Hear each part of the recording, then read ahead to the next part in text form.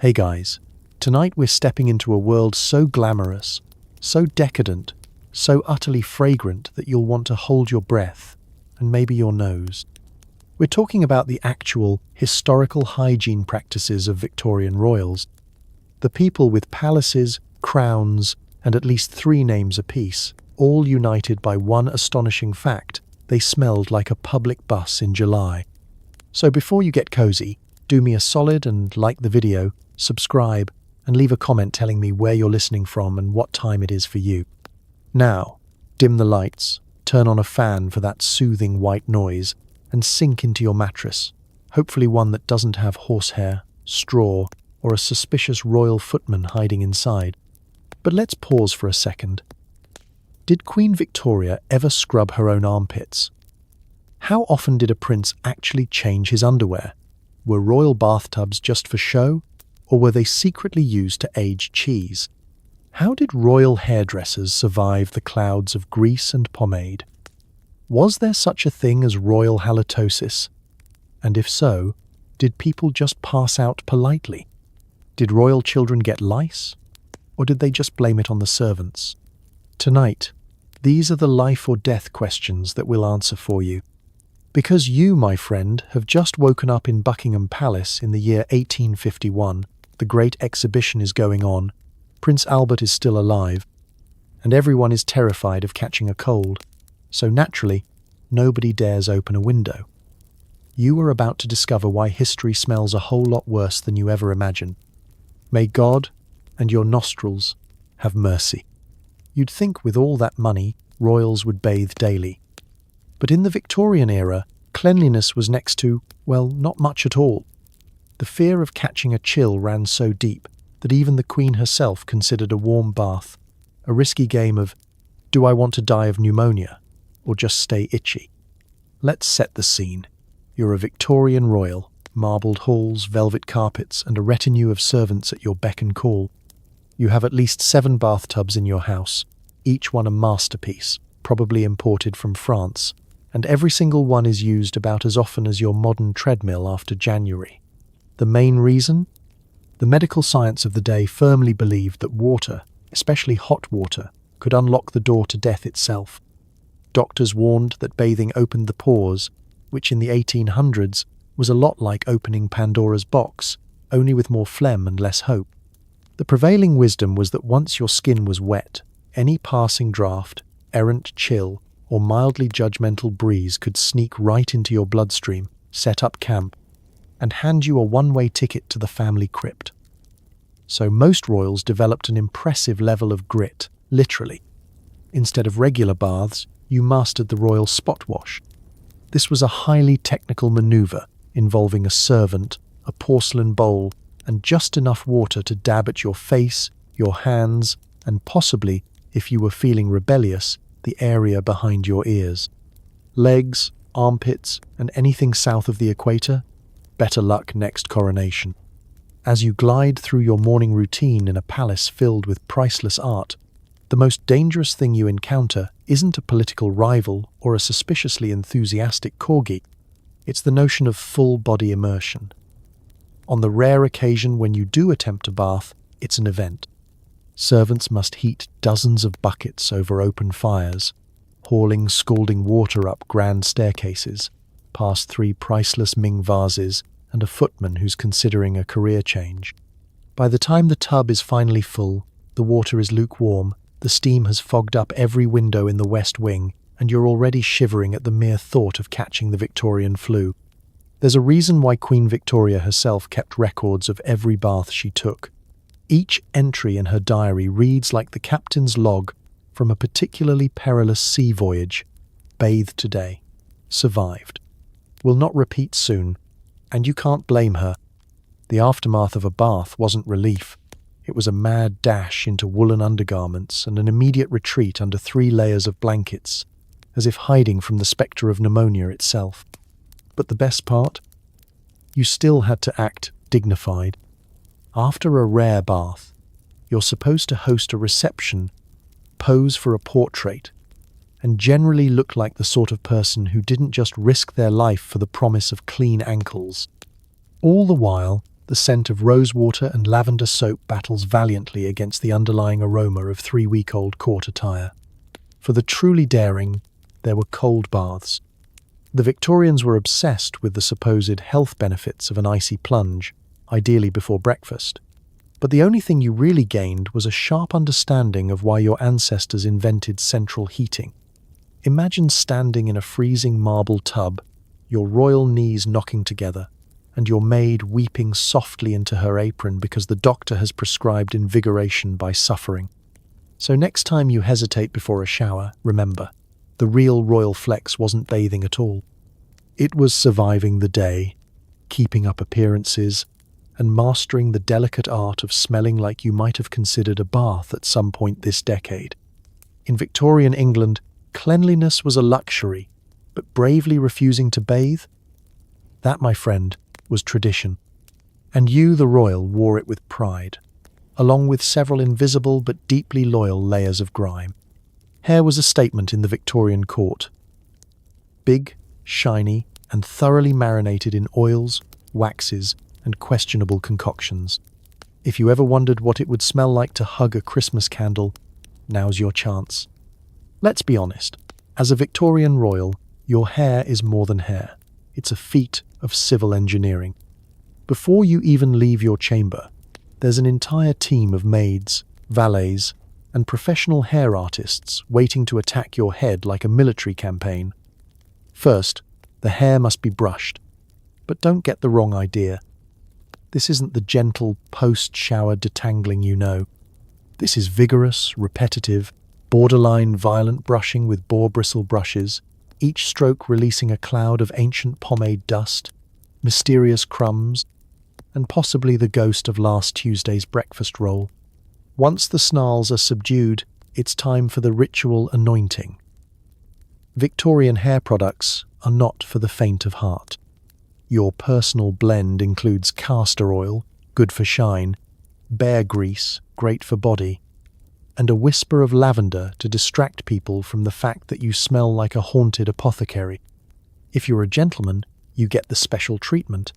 Pomade so thick you could cork a window with it, applied in generous, confidence-building globs. The end result is a slick, shiny hairstyle that could deflect arrows and possibly trap small insects. But the real fun comes with styling. In the Victorian court, bigger is always better. Women's hair towers in elaborate, gravity-defying updos. Each creation is an architectural marvel. Twists, loops, braids, and, if you're lucky, a discreetly hidden piece of wire scaffolding or a horsehair rat to add lift. Hairpieces are all the rage, especially when discreetly purchased from your own lady-in-waiting after her latest trim. You are, quite literally, wearing your friend's leftovers. For royal men, the requirements are no less absurd. Sideburns, moustaches, and beards must be meticulously waxed and curled, a process that requires steady hands and at least 3 hours of gentle encouragement. Beard oil is a must, something spicy, earthy, and capable of knocking out a medium-sized rodent. But here's where things take a turn for the truly medieval. Nobody, and I mean nobody, is washing their hair more than a couple times a month. Remember, Victorians believed that water on the scalp led directly to head colds, brain fever, or sudden onset existential dread. Instead, you just keep adding product on top of product until your hair achieves a state of permanent preservation, which is Victorian for crispy but shiny. At court events, the hair situation gets even more out of hand. It's a sea of elaborate curls, adorned with ribbons, feathers, tiaras, and, if you're feeling especially festive, an entire floral arrangement. The royal hairdresser's toolkit looks like something you'd find in a hardware store. Pins, clamps, hot irons, and at least one emergency fan in case your creation starts to smoke. And because nature is nothing if not fair, hair wasn't just a canvas for beauty, it was a haven for pests. Lice, fleas, and other little freeloaders adored the combination of warmth, animal fat, and human optimism. Delousing was a weekly routine, usually performed with a fine-toothed comb and a steely look of determination. If you ever see a painting of a queen looking vaguely alarmed, she's probably just realized something is moving in her bun. Now, picture yourself at a royal dinner, seated next to a duchess whose hairdo is so large it has its own zip code. A faint sheen glimmers under the chandelier.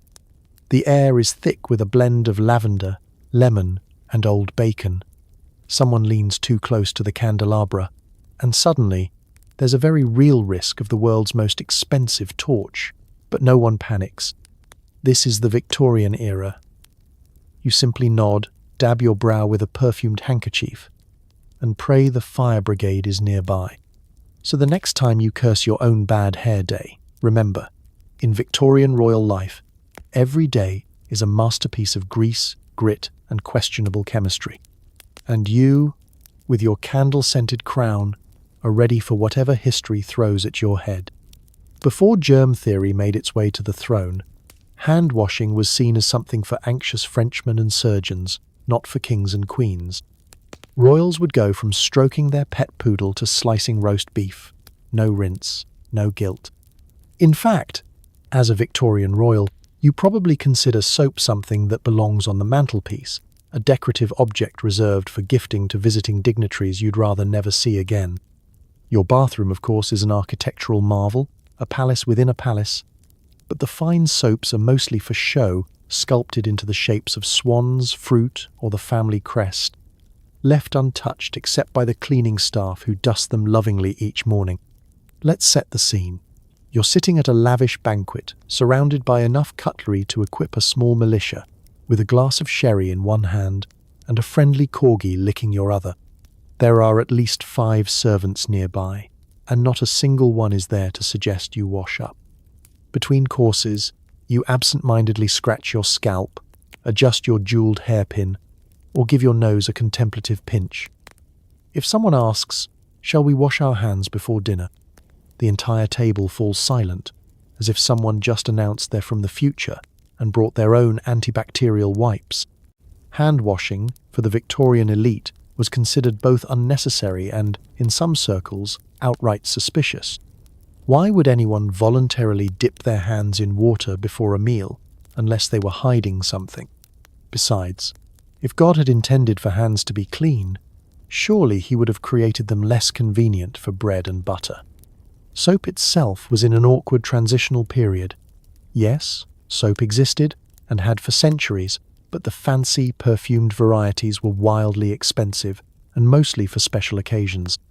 The utilitarian, lye-based household soap was reserved for laundry, floor scrubbing, and the occasional emergency after a particularly catastrophic picnic. It wasn't something you'd willingly rub on your royal palms, not when it left your hands feeling like you just tried to file down a brick. Even when the urge for cleanliness struck, the process was ceremonial rather than practical. For grand dinners, a servant might offer you a perfumed napkin, or in rare cases, a silver ewer and basin for a ritual hand splash, 3 droplets of rosewater artfully dribbled over your knuckles, then dried with a monogrammed towel that has never, ever met soap itself. The gesture was less about hygiene and more about pageantry. Congratulations, you are now 0.7% cleaner and 100% more likely to drop your fork. Of course, your daily life is a non-stop relay race of touching everything in sight. Dogs, door handles, riding crops, fan letters from distant cousins, coins, lace handkerchiefs, velvet drapes, and the occasional curious toad in the palace garden. If your hands happen to be a bit sticky, it's nothing a quick wipe on your sash or, failing that, the back of the nearest valet can't solve. The kitchen staff, to their credit, are sometimes encouraged to wash their hands, mainly to keep flour out of the royal wig collection, not to prevent foodborne illness. The idea that invisible things could live on your fingers and make you sick is as absurd as the notion of a royal actually walking anywhere unescorted. Children, meanwhile, are even more adventurous. Young princes and princesses spend their days handling frogs, playing with wax seals, and inventing new ways to get jam on every doorknob in Buckingham Palace. When they're finally corralled for supper, their hands are inspected for visible mud, nothing more. As long as you don't have actual compost under your nails, you're considered ready for soup.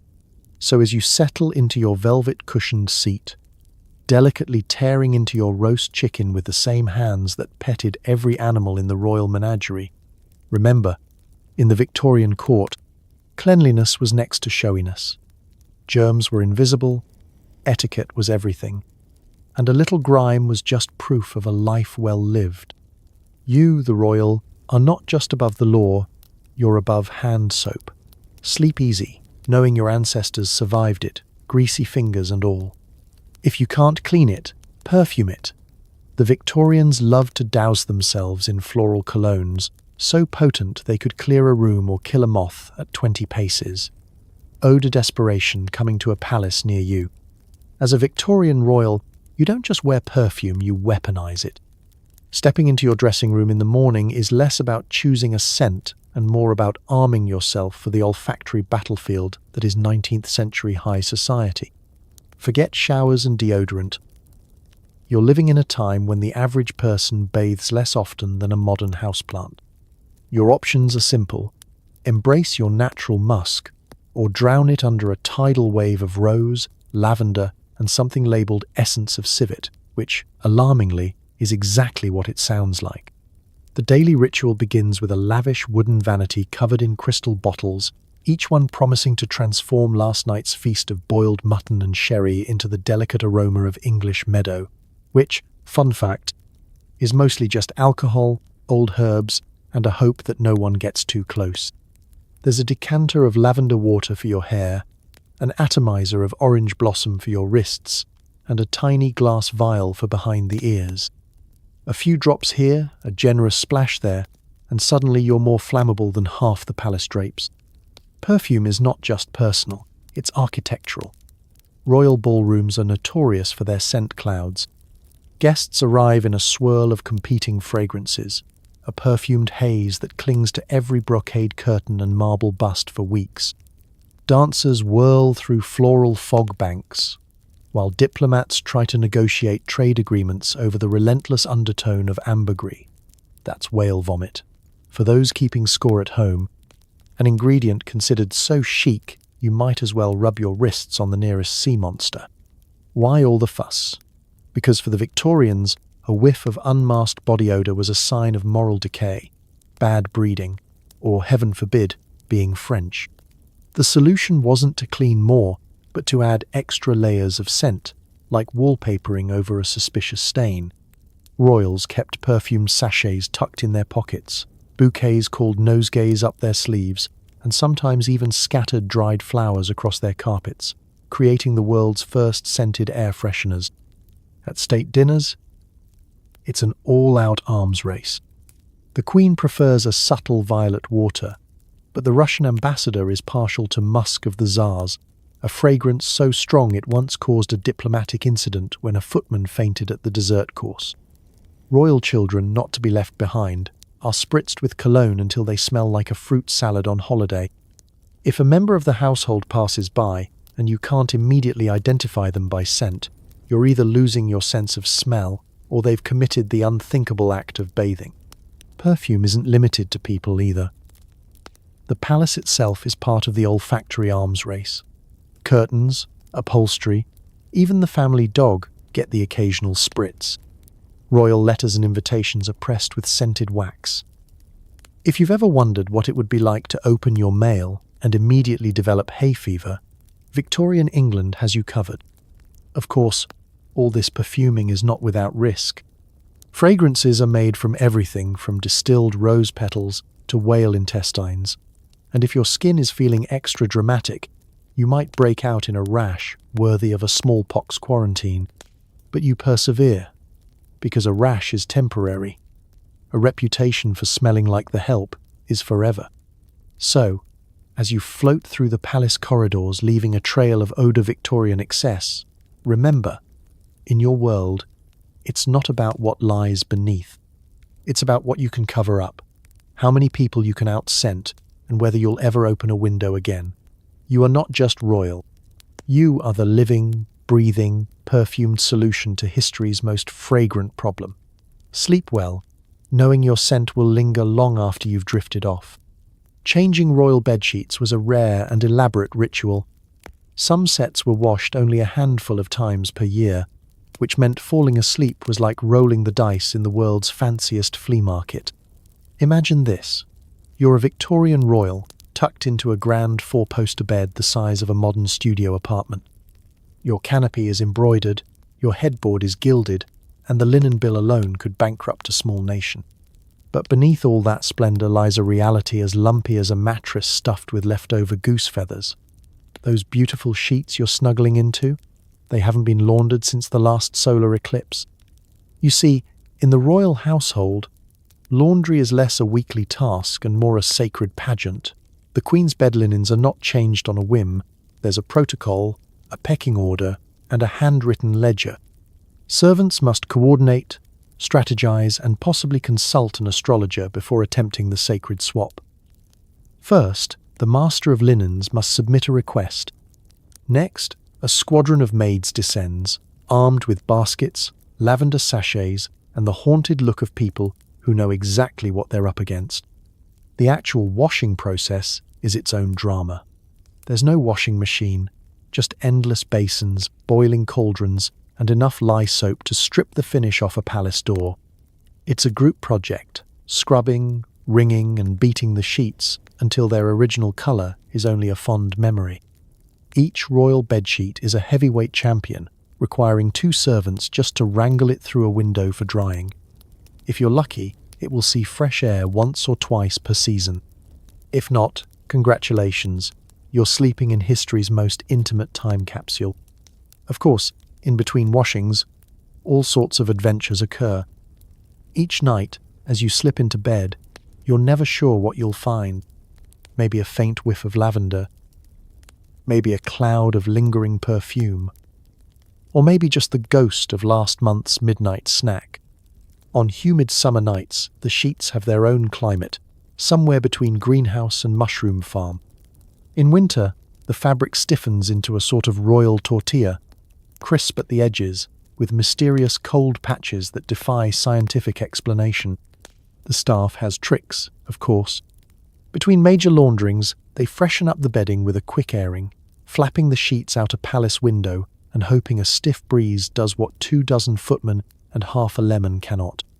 On very good days, they might sprinkle rose water, tuck in some dried herbs, or strategically position a sachet to distract your nose from the more pungent historical realities. None of this actually cleans anything, but it does provide the illusion of effort. And in the Victorian era, illusion is half the battle. Then there's the royal mattress, a world unto itself. Stuffed with horsehair, feathers, or sometimes both, it's an ecosystem of its own. Over time, the mattress compresses and shifts, developing curious valleys and hills that turn every night into a gentle, lumpy adventure. If you're particularly unlucky, you'll discover the legendary royal roll, a slow, unavoidable drift toward the center of the bed, where all crumbs, coins, and lost jewelry mysteriously accumulate.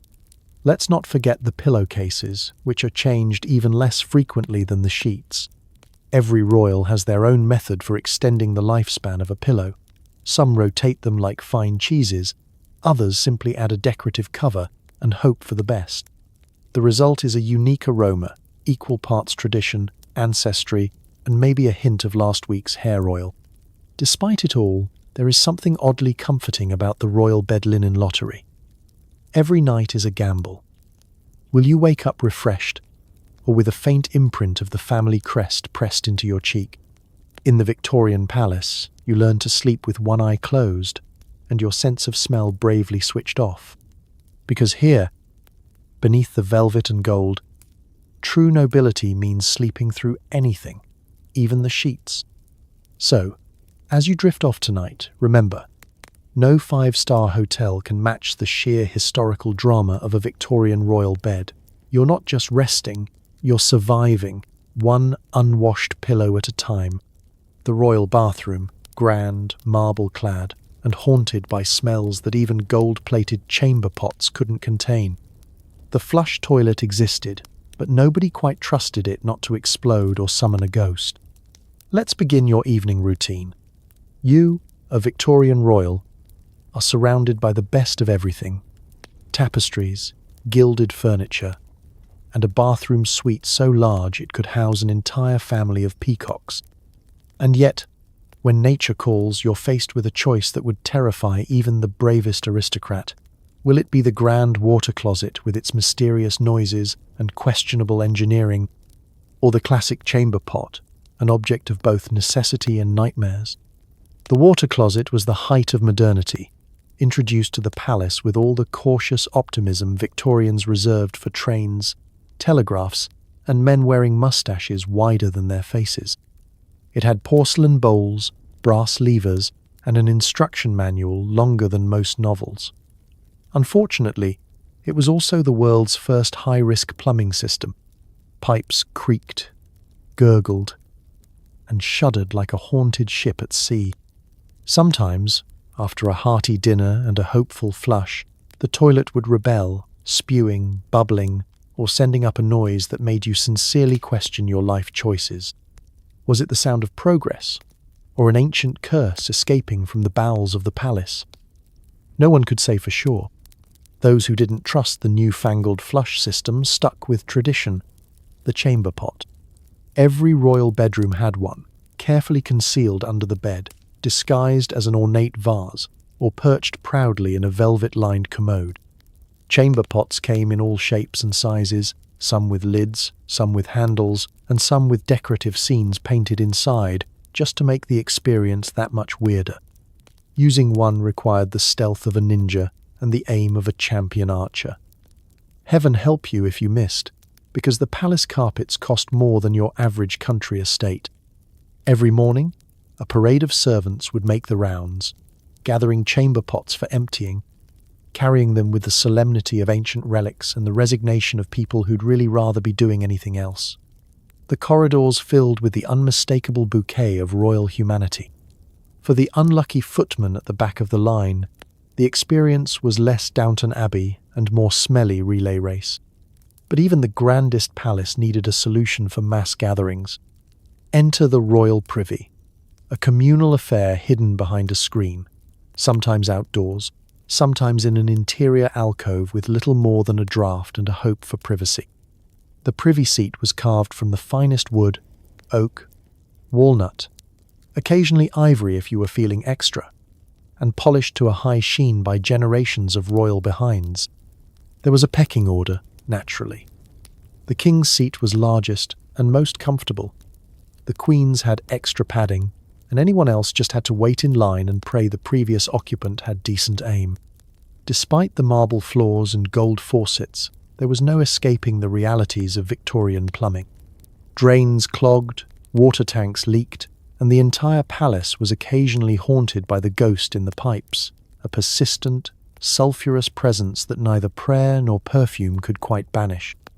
Servants stuffed the air vents with dried lavender, hung sachets on every doorknob, and, when things got truly dire, opened a window, risking the Queen's wrath for the sake of ventilation.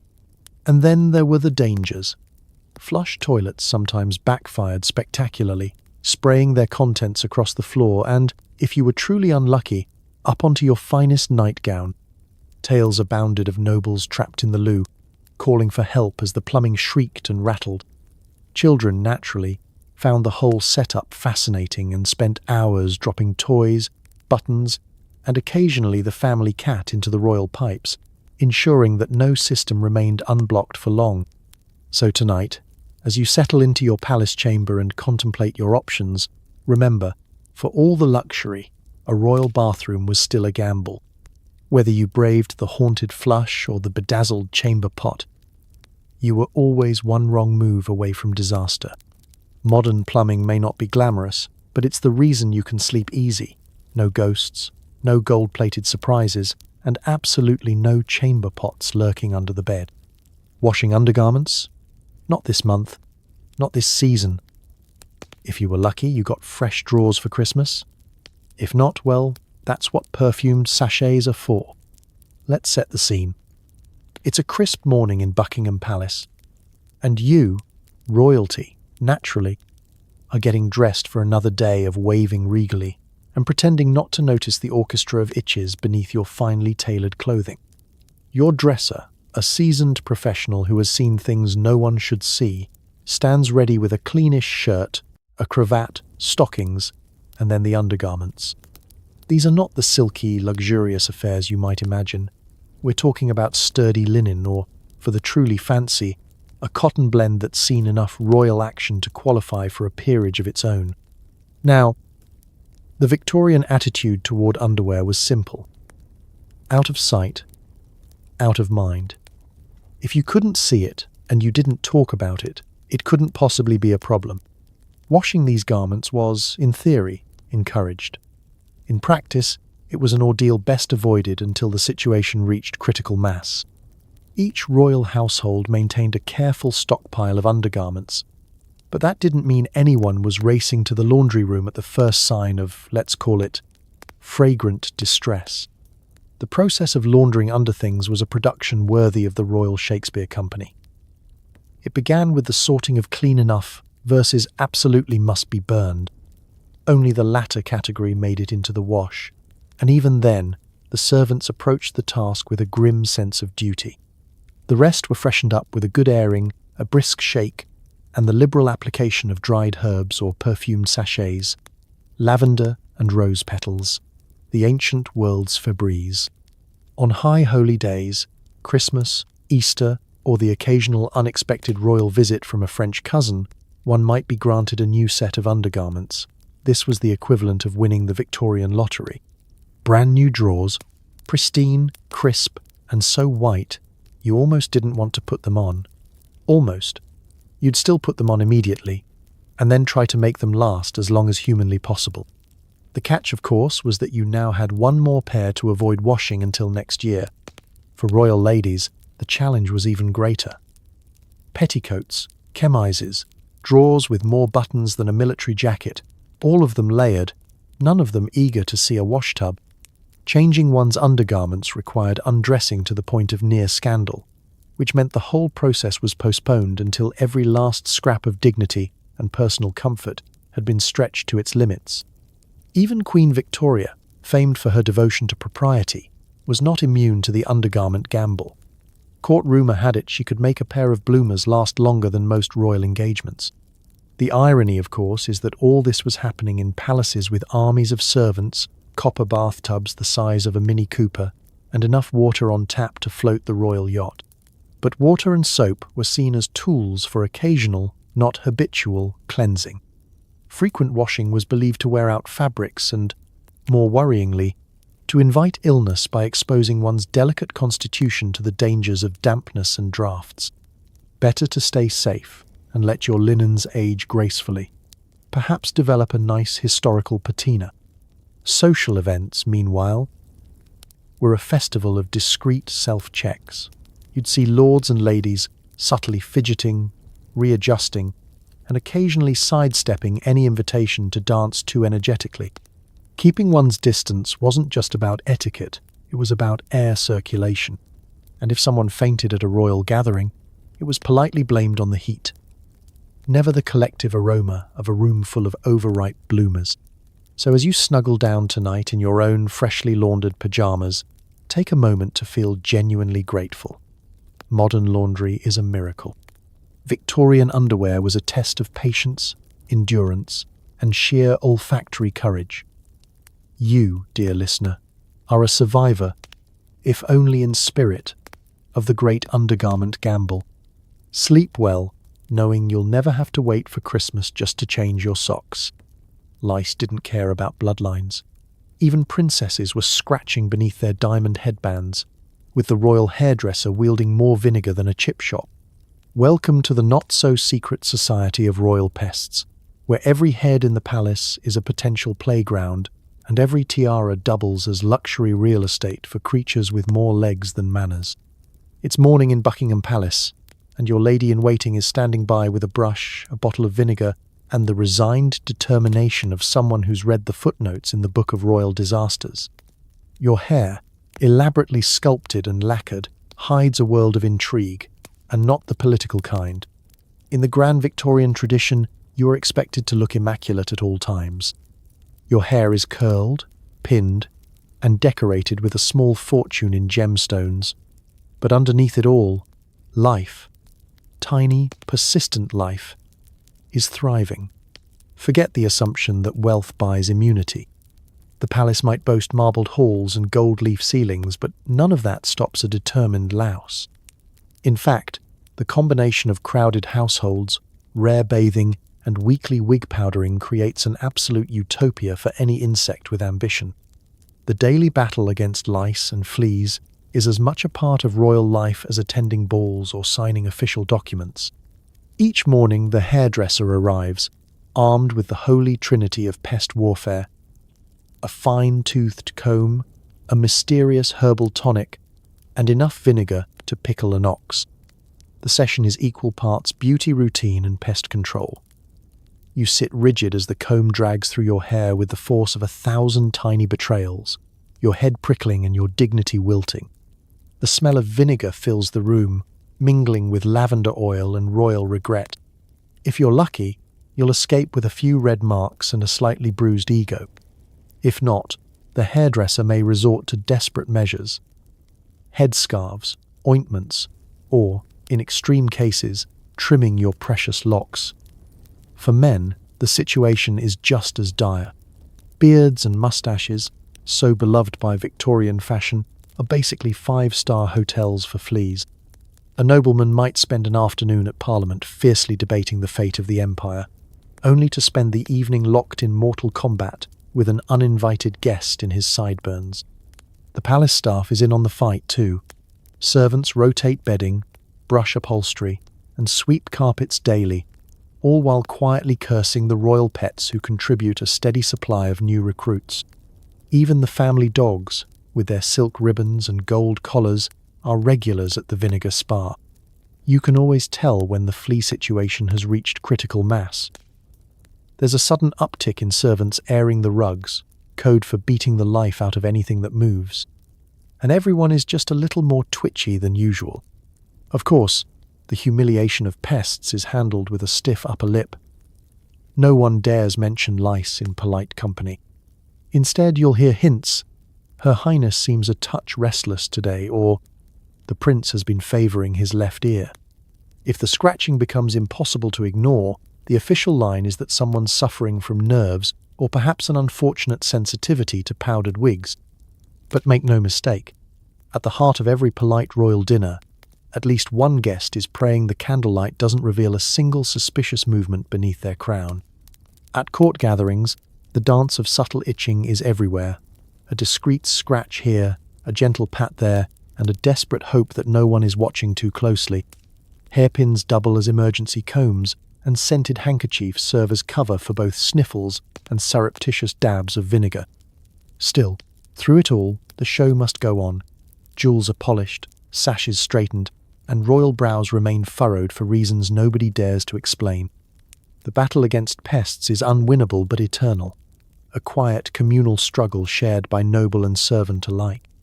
So as you drift off tonight, be grateful for your clean sheets, your shampoo, and your peaceful, pest-free pillow. In the Victorian court, even the tiaras have secrets, and the true test of royalty isn't just wearing a crown, it's wearing it with grace, even as you itch. Before toothpaste became mainstream, the royal mouth was a battlefield. Think: rotten teeth, blackened gums, and the kind of breath that could end a marriage or a peace treaty. Let's imagine you're a Victorian royal, gliding through the palace in silk slippers, ready to greet ambassadors, pose for portraits, and, if you're feeling bold, attempt a smile. Except, beneath those courtly lips lies a dental disaster, worthy of its own horror novel. Teeth, in this era, are less a status symbol and more a collection of painful reminders that even a palace can't protect you from the dark ages of dental hygiene. The trouble starts early. As a royal child, you're weaned on a diet of sweet biscuits, preserved fruits, and enough bread to start your own bakery. Sugar is both a luxury and a curse. For the upper crust of society, it's a way to show off. Your family's tea parties are a showcase of sticky cakes and candied treats. But each bite is a tiny, delicious time bomb for your molars. When your teeth begin to ache, you soldier on. After all, you're a Windsor, not a whiner. But the toothache grows, the gums swell, and soon every meal feels like a fencing match between your dinner and your nerves. What do? Well, if you're lucky, you chew on a licorice root or rinse with a dash of brandy and hope for the best. Toothbrushes exist, but they're still exotic novelties, often made from boar bristles attached to bone, or if you're feeling especially rustic, a frayed stick dipped in whatever is handy: salt, charcoal, or vinegar. Toothpaste as we know it is barely a glimmer on the Victorian horizon. If you're truly on the cutting edge, you might use a home-brewed powder made from crushed chalk, burnt bread, or, legend has it, ground-up oyster shells. None of this does much for plaque, but it does provide a satisfying, gritty crunch that makes you feel like you're getting something done. Dentistry, meanwhile, is more performance art than science. There are professionals who call themselves dentists, but their toolkit looks suspiciously like a blacksmith's starter set. Most royal teeth are maintained by the family barber surgeon, a man equally qualified to trim your beard, bleed your veins, and pull your molars without flinching. When a tooth gets truly out of hand, extraction is the only solution. This involves a sturdy chair, a bottle of gin, and a willingness to scream with regal dignity. Anesthesia is for the next century. Today, you get a rousing chorus of God Save the Queen and a prayer that the barber doesn't slip. For the truly unlucky, dental problems turn dangerous. Infections run wild, gums turn black, and abscesses fester. With no antibiotics, even a humble toothache can spiral into a life-threatening ordeal. Court rumours swirl about lords lost to jaw fever and duchesses who retired from public life with nothing but a soft diet and a mysterious closed-lipped smile. And let's talk about royal breath, a subject best approached with caution. With all those decaying teeth and inflamed gums, halitosis is the court's worst-kept secret. Clever nobles stash scented handkerchiefs for polite conversation, and fans become indispensable during state banquets. If you catch a whiff of someone's breakfast from 2 tables away, don't panic.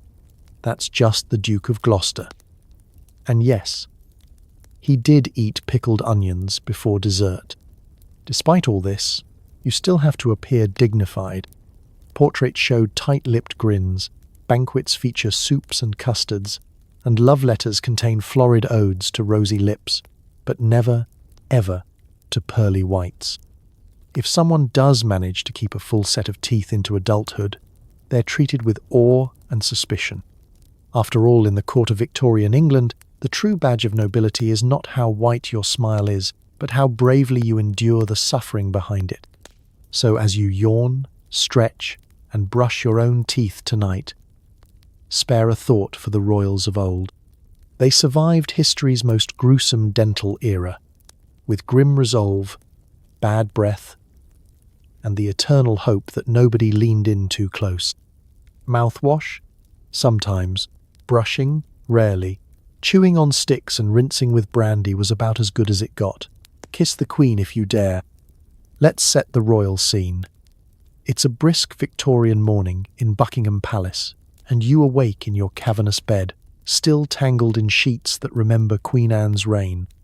The first order of business, after you find your slippers and avoid the chamber pot, is getting your breath to a level where it won't wilt a bouquet or knock out your footman. Good luck. As a royal, oral hygiene isn't exactly part of the morning routine. It's more of a passing thought, a thing you do if you remember, if you're bored, or if someone in the royal household has fainted for reasons unrelated to tight corsets. There's no sparkling mint toothpaste in a gleaming tube, no electric toothbrush humming with clinical efficiency. Instead, you've got a battered wooden cup, half a lemon, a dry twig, and a decanter of last night's brandy. This, dear listener, is the arsenal of the Victorian elite. Chewing on sticks, called tooth twigs in polite company and whatever was handy by the kitchen staff, is a classic. You pick a fresh branch, preferably from a tree the court physician swears has cleansing properties, gnaw on the end until it frays, and then scrub your teeth in a manner that suggests both desperation and optimism. Does it remove plaque? Not really. Does it make you feel better? Only if you enjoy splinters and the faint taste of birch. For those who crave a deeper clean, there's the royal mouthwash routine, a hearty swish of brandy, wine, or sometimes vinegar. The goal here is not so much hygiene as numbness, a quick way to disguise last night's garlic feast, or at least distract yourself from the underlying horror of your own mouth. Royal protocol suggests you spit the mouthwash out, but plenty simply swallow and call it breakfast. Brushing, when it does happen, is a gamble. Toothbrushes exist, but they're expensive, imported, and often communal. Yes, you heard that right. A royal family might share a toothbrush, passing it around with all the ceremony of a scepter. The bristles are made from boar hair, which starts out stiff as a broom and quickly graduates to falling out in clumps. If your brush goes missing, it's probably been appropriated by the dogs. Or worse, the children. Tooth powder is another option. A gritty blend of chalk, ash, salt, and whatever happens to be growing in the garden. You dab a damp finger, rub vigorously, and hope nobody notices the white dust on your lapel during breakfast. It doesn't freshen your breath, but it does give your teeth that authentic, recently sandblasted feel. Of course, royal meals don't help. Breakfast is a landmine of jams, smoked fish, and gamey sausages, all guaranteed to linger on the palate. If you're especially unlucky, you'll be summoned for an early morning audience with a foreign dignitary or a distant cousin who brings their own cloud of cologne for self-defense. Social etiquette, meanwhile, demands that you keep your lips tightly sealed. Smiling wide is considered gauche, possibly because the collective royal mouth is a gallery of missing molars and yellowed canines. When conversation requires proximity, fans and handkerchiefs are deployed with the same urgency as fire extinguishers. If you ever wonder why Victorians wrote so many love letters instead of whispering sweet nothings, now you know. Safer for everyone. Despite it all, there's a certain camaraderie in suffering. You and your royal siblings, cousins, and in-laws are united by a single, powerful bond, the knowledge that everyone's breath is equally formidable. Even the Queen herself is rumoured to have a secret stash of peppermint lozenges, shared only in moments of true emergency. So tonight, as you polish your own teeth with paste and brush, give silent thanks for your modern routine. In the morning, your breath might be coffee-scented, but you're worlds away from brandy rinses and splintery twigs. In Victorian times, a good morning kiss required bravery, loyalty, and, ideally, a strong stomach.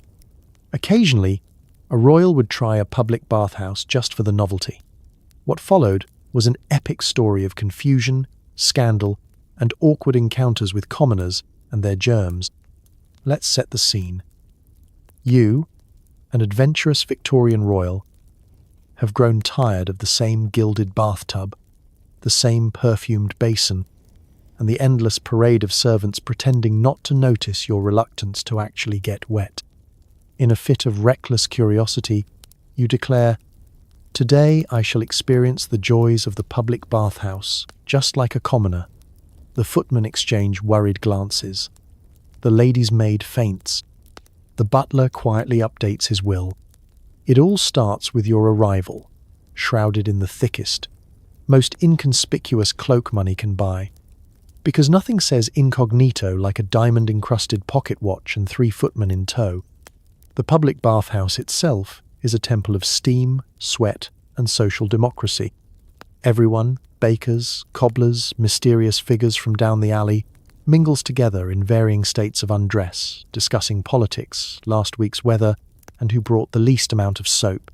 For the average Londoner, the bathhouse is a weekly ritual of survival and gossip, a place to wash off the city and complain about the price of turnips. For you, the royal, it's a sensory overload. The air is thick with the perfume of soap, mildew, and ambition. You're confronted with the terrifying sight of actual, unvarnished humanity, scars, tattoos, freckles, and all. There's a certain democracy to the bathhouse.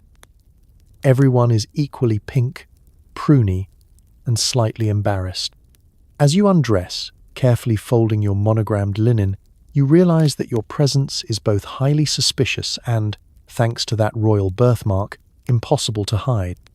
The attendant eyes your silk undergarments with equal parts envy and confusion. "New to the city, are you?" they ask. You nod, attempting a working-class accent that sounds like you're swallowing marbles. The bathing process itself is a mixture of terror and farce. The water is not the temperature of a perfectly drawn royal bath. It's somewhere between polar plunge and lukewarm regret. You try to look casual as you fumble with a communal bar of soap, which has been whittled down by generations of hands and possibly a goat.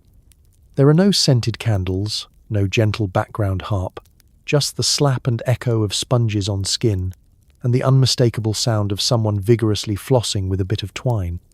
Privacy is a myth. Instead of a private suite, you find yourself squeezed onto a slippery wooden bench between two chatty strangers who are delighted to welcome a new friend. One of them offers you a mysterious herbal mixture for your hair.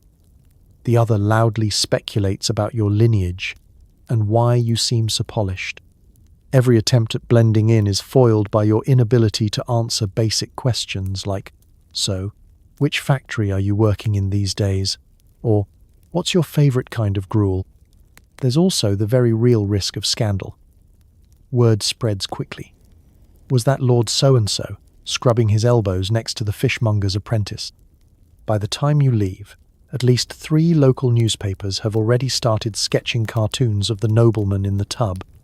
The palace is besieged by questions, and the Queen's only comment is, "At least they didn't catch ringworm."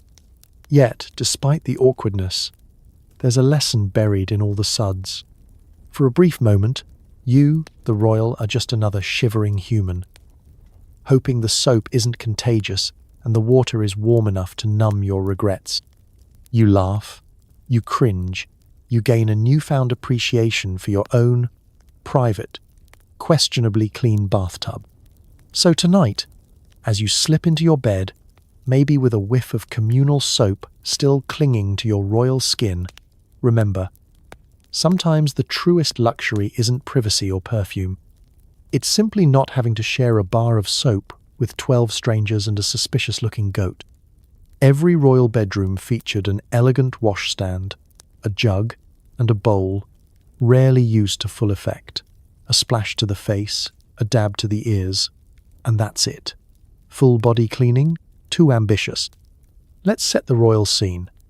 You awake in a bed so large it could be confused for a modestly sized field. The golden light of morning seeps through velvet drapes, illuminating the most important piece of furniture in your royal arsenal. Not the throne, not the writing desk, but the washstand. Crafted from mahogany inlaid with mother of pearl, it's a monument to personal hygiene, or at least to the idea of personal hygiene. There it stands, a gleaming jug of water. Cold, naturally, because to heat it would require at least 4 servants, 1 royal decree, and half a day's notice, an immaculately polished basin, and a stack of linen towels that are more decorative than functional. The royal morning routine is a lesson in efficiency, which is to say, in doing as little as possible. You rise, shuffle to the washstand, and begin the daily pageant. Step 1. Pour water into the bowl. Marvel at the icy splash that instantly reminds you of why full-body bathing is reserved for national emergencies. Step 2. Dip a corner of the linen towel into the water, squeeze it dramatically, and wipe your face with the delicacy of a cat pawing at a sunbeam. This is less about cleansing and more about convincing anyone watching, servant, spouse, or passing corgi, that you have, in fact, freshened up. The ears get a polite dab, the neck a gentle swipe, and then, tradition dictates, you stare into the ornate mirror and pretend you feel invigorated.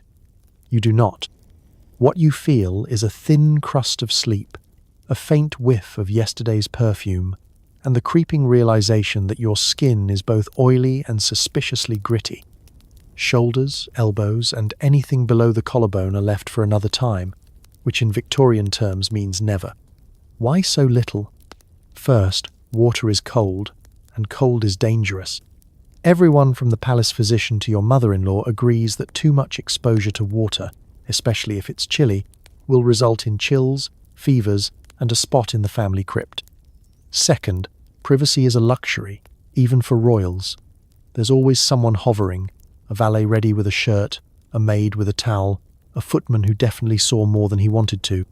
Full body washing is just too logistically complicated, not to mention indecently revealing. Besides, the washstand is as much for show as for use. Visitors to your chambers will remark on the lovely porcelain, the delicate soap dish, never opened, and the stack of linen, all perfectly arranged like a still life. No one expects the basin to be emptied more than once a week, and any suggestion of scrubbing feet, knees, or heaven forbid armpits is met with raised eyebrows and a change of subject. For the truly ambitious, there is the grand wash, rolling up your sleeves and actually using the bowl for more than a splash. This typically happens after an unfortunate gardening accident or a particularly robust country walk. Even then, it's a production. Water sloshes everywhere, towels are soiled, and the maid is left to mutter about modern ideas while fetching a mop. By the end of the routine, you feel just clean enough to don your royal attire and face the day. Any lingering doubts about your freshness are erased with a dab of scented powder and a strong sense of denial. If anyone inquires about your hygiene, you gesture grandly to the washstand as proof of your sparkling character. After all, a little bit of water, a lot of ritual, and a well-placed towel are enough to keep up appearances. So tonight, as you nestle into your own clean sheets, consider the dreaded washstand, a symbol of doing just enough. In the Victorian palace, cleanliness isn't next to godliness, it's next to impossible. And somehow, everyone manages to get by with a splash, a swipe, and a dream. Royalty wore gloves everywhere, at meals, balls, and church, mostly to hide whatever was growing underneath their fingernails. Out of sight, out of mind. Let's step into your royal shoes for a moment, and more importantly, your royal gloves. Picture it. You're a Victorian aristocrat, adorned in layers of velvet and lace, with one crucial accessory between you and social ruin, a pristine pair of gloves. No self-respecting noble would dare show their bare hands in public. Not because of modesty, but because, frankly, you don't want anyone to catch a glimpse of the suspicious ecosystem thriving beneath your nails. Gloves are more than a fashion statement. They're the last line of defense. As you sit at a formal dinner table, a gleaming silver fork in one hand and a crystal goblet in the other, you can relax in the knowledge that your secret, half a season's worth of garden soil and pastry crumbs, is safely hidden away. Every handshake, every curtsy, every delicate pat of a child's head is performed with the serene confidence of someone whose fingernails haven't seen sunlight or soap in weeks. The reality of royal hand hygiene is not for the faint of heart. After all, regular hand washing is a modern luxury, and the palace's gleaming washstands are far more decorative than practical. For every royal event, you don a fresh pair of gloves, sliding your fingers in with the satisfaction of a magician hiding a rabbit. White kid leather for afternoon tea, embroidered silk for a soiree, or sturdy suede for riding. Each pair is an impenetrable barrier between you and the outside world. But beneath the surface, danger lurks. The hands of the Victorian elite are often a testament to their daily adventures. Ink stains from hastily signed proclamations, scratches from a morning spent gardening, which is to say, watching someone else do the work, and a mystery spot you don't remember acquiring but are fairly certain is alive. The longer you go without direct contact with water and soap, the more you realize that glove etiquette is less about elegance and more about plausible deniability. There's a delicate ritual to glove wearing, honed over decades of aristocratic anxiety. When entering a room, you present your gloved hand for a shake, firm, dignified, and blessedly opaque. During a meal, you deftly slip off the right glove, never the left. To eat, only to immediately replace it before dessert. If you must remove both gloves, you do so with a flourish. folding them into your lap like a magician concealing evidence. Never, under any circumstances, do you reveal the nails in public. The risk of a stray spot of jam or a rogue garden bug is too great. Gloves are also status symbols. The paler and finer the material, the less manual labor you're presumed to have done, because nothing says privilege quite like owning hand coverings you can't even clean yourself. Laundering gloves is an ordeal. If they're made of fine leather, they're sent away to be gently massaged with breadcrumbs and milk. Yes, really. Silk gloves are hand-washed by someone whose job description reads, knows what aristocratic shame smells like. Of course, every so often, disaster strikes. Perhaps you sneeze mid-waltz and instinctively wipe your nose with your gloved hand, only to realize you've just created a scene of social carnage. Or maybe you drop a fork, and as you retrieve it, the glove slips off, revealing the grim truth beneath, a nail so grimy it could be carbon dated. In such cases, you have but one recourse. Feign a fainting spell, blame the lighting, and escape before anyone calls for the smelling salts. So, as you drift off tonight, snuggled under clean sheets, and maybe even with hands that have seen a little soap and water, remember the Victorian royal's greatest secret. It wasn't the crown jewels or the state's secrets locked in the tower, it was whatever lurked beneath those impeccable gloves. And, in true royal fashion, what's hidden stays hidden. Sleep tight, and may your dreams be spotless. Body odor was handled the Victorian way. Stuff a bouquet up your sleeve and hope nobody notices. Sometimes called a nosegay, which is accurate in ways you don't want to think about. Let's drift into your daily royal routine. You awaken to the faint, earthy scent of unwashed linen, wool, and a background hum of something floral. But not from the garden, oh no. That's your deodorant, and it's aggressively Victorian. Forget the roll-ons and sprays of modern life. You're armed with a small explosion of flowers crammed into your sleeve, ready for the daily duel with your own body chemistry. It begins before breakfast. The moment your valet helps you into your coat or gown, a carefully arranged posy, perhaps rosemary for remembrance, lavender for optimism, and a sacrificial sprig of mint for sheer olfactory firepower, is wedged just above your wrist. The effect is instant.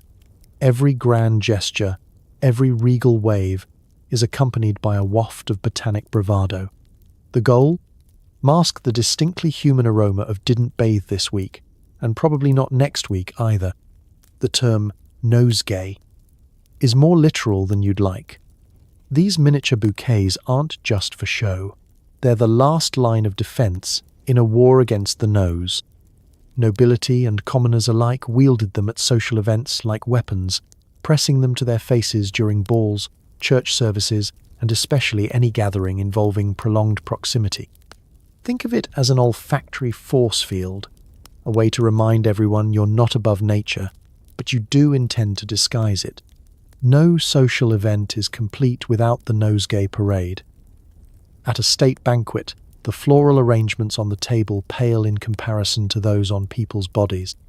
Ladies twirl their bouquets as nervously as their fans. Gentlemen clutch them with white-knuckled hope.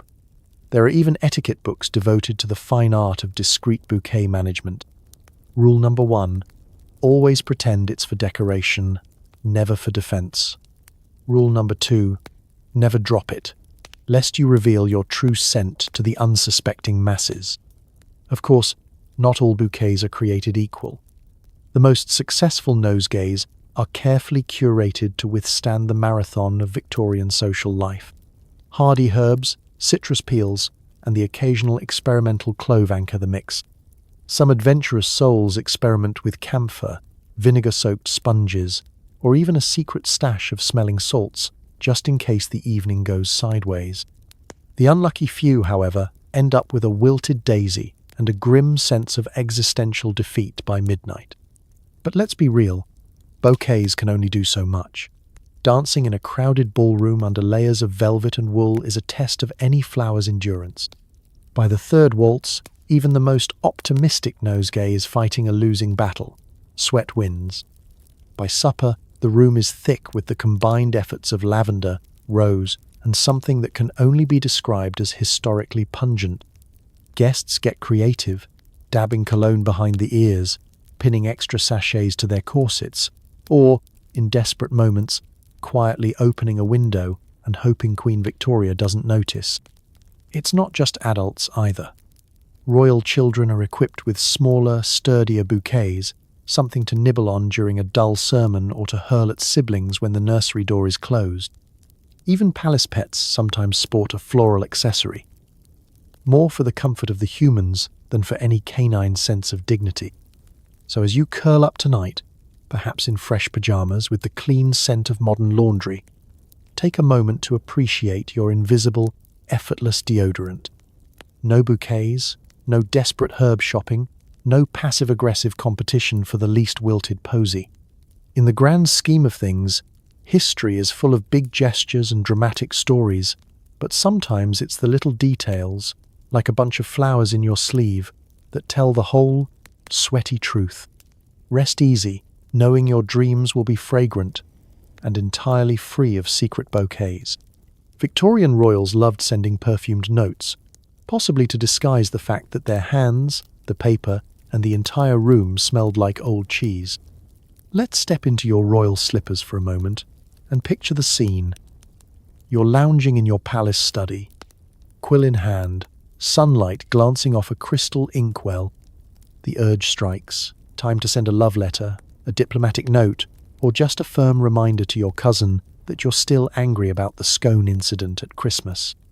But before you even think about penning a single "my dearest," you pause to consider something far more pressing than court politics or poetic phrasing: the smell. You see, the Victorian era was not kind to the nose. The palace, while grand and draughty, was an olfactory melting pot: wood smoke, musty velvet, week-old floral arrangements, a hint of wet dog, and something suspiciously cheesy that everyone agreed to ignore. Your hands, no matter how many gloves you wore or how many times you doused them in lavender water, always seemed to pick up a medley of scents, some floral, some foul, and all determined to imprint themselves onto anything you touched. The solution? Perfume. Lots and lots of perfume. Writing paper wasn't considered properly royal unless it was thoroughly doused in your signature scent. In fact, the more delicate the letter, the heavier the hand with the cologne. A missive to a distant admirer might arrive at their estate smelling so strongly of violet water that it gave the recipient a 3-day headache and left their family hound sneezing until spring. There was an art to perfuming your correspondence. Some royals pressed entire flower petals between the sheets of stationery, hoping the scent would linger and maybe, just maybe, outcompete the underlying note of damp wardrobe. Others dripped essential oils onto the paper, leaving telltale stains that were later blamed on the footman. More enterprising nobles tucked sachets into envelopes or even spritzed the wax seal for good measure, as if their perfume might double as an early form of Lysol and sanitize the entire delivery route. Of course, perfumed letters weren't reserved for romance. Diplomats would send notes steeped in eau de cologne, hoping to make a good impression, or simply to mask the whiff of anxiety and ancient paperwork. Royal invitations to balls and banquets arrived, smelling like a competitive florist's nightmare. Even condolence cards had their own signature scents. Nothing says deepest regrets like a card that both expresses sorrow and makes your study smell like an overripe orange. The side effect of this fragrant correspondence was a society constantly on the sniff. Letters were opened with a cautious whiff, often at arm's length, just in case someone had gone overboard with the rosewater again. And woe to the recipient with allergies. One heartfelt note from the Queen, and you'd be sneezing until the next Jubilee. And yet, in the grand scheme of palace life, these scented letters served a vital purpose. They were little pockets of aromatic escapism, a way to momentarily forget the day's royal chores, the lingering odors of the last state dinner, or the suspiciously lively ecosystem under your bed. In a world where actual cleanliness was a rare achievement, the illusion of freshness could be folded, sealed, and posted overnight. So, as you curl up in bed tonight, maybe with a real book, an email, or a text that doesn't smell of old socks and orange blossoms. Spare a gentle thought for the royals of the past. Their words were fragrant, their intentions sometimes less so, and their greatest hope was that love, or at least a heavy dose of perfume, would mask life's more pungent realities. Drift off knowing your messages are blessedly scent-free, and your dreams are full of sweet nothings, not sneeze-inducing stationery. Royal nannies bravely faced a daily onslaught of mud, milk, and every bodily fluid imaginable. Some even wrote memoirs about the tiny human hurricanes they tried to keep presentable. Let's step into the woolen slippers of a Victorian palace nanny for a moment. The dawn chorus has barely finished when your day begins, not with gentle birdsong, but with the shrill laughter and thundering footsteps of royal offspring. The nursery, with its polished floors, embroidered cushions, and racks of miniature uniforms, is not so much a room as a containment zone.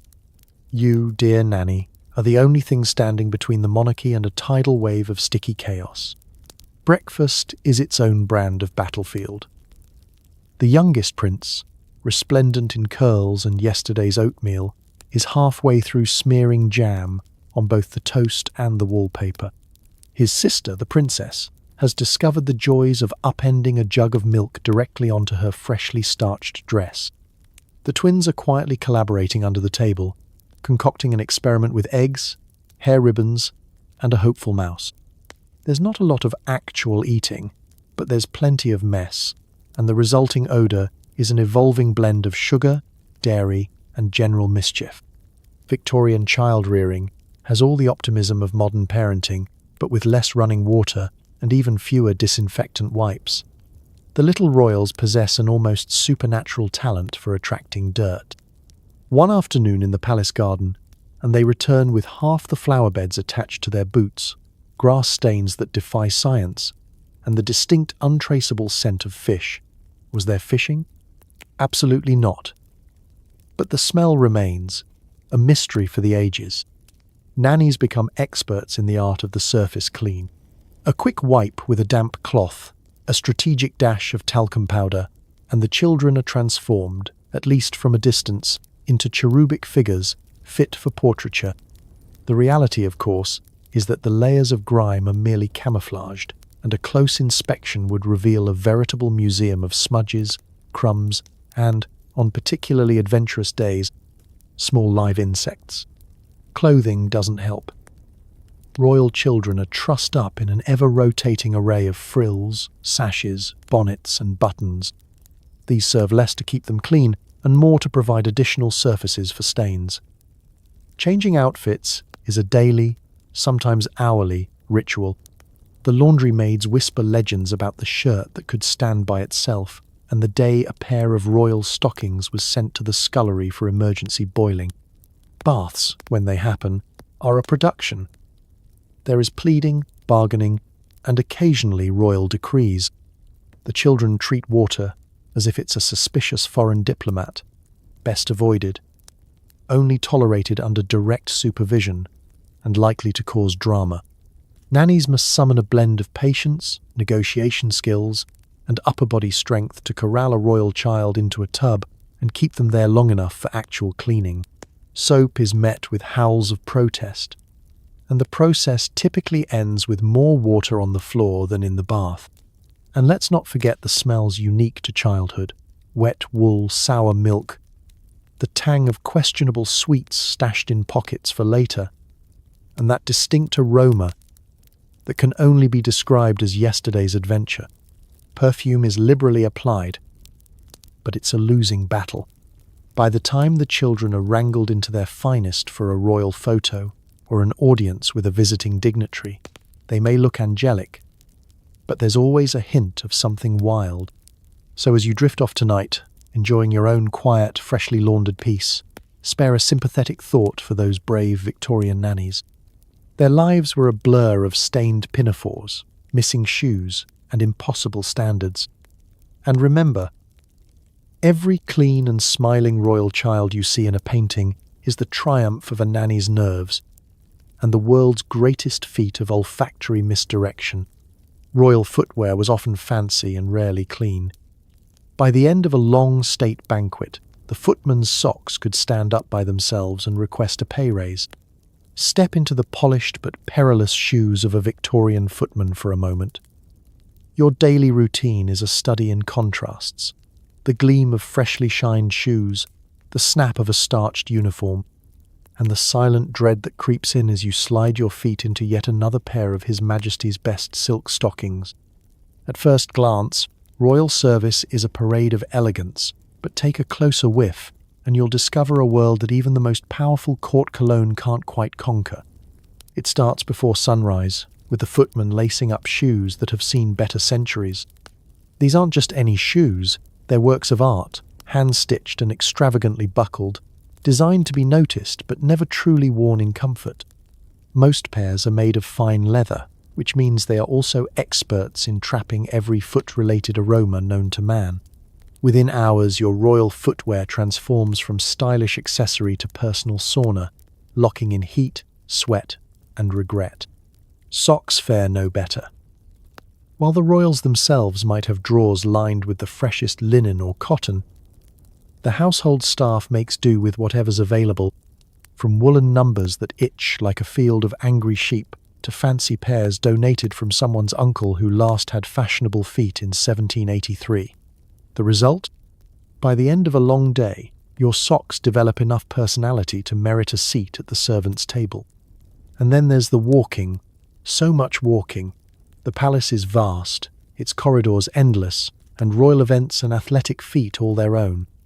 As a footman, you march, stand, fetch, bow, and repeat. State banquets are the true test. Hours spent gliding between tables, balancing platters, and tiptoeing past dignitaries while maintaining the appearance of effortless grace. Meanwhile, inside your shoes, your toes are staging a full-scale rebellion, and your socks are quietly plotting escape. Between events, you might catch a rare moment to air your feet, if you're lucky. There's a sacred ritual among the staff. The brief, glorious removal of shoes in the scullery, where everyone politely pretends not to notice the steam rising from your stockings. A quick dab of lavender water or a strategic sprinkle of talcum powder is all you can hope for before duty calls you back. Shoes once again firmly in place, ready to soak up another shift's worth of sweat. The royal cobblers do their best, but the cycle never ends. Shoes are polished to a mirror shine, sprayed with rosewater, and left to dry, sometimes with a crusty sock still lurking inside, quietly fermenting. Reusing shoes without a proper airing is a gamble everyone loses.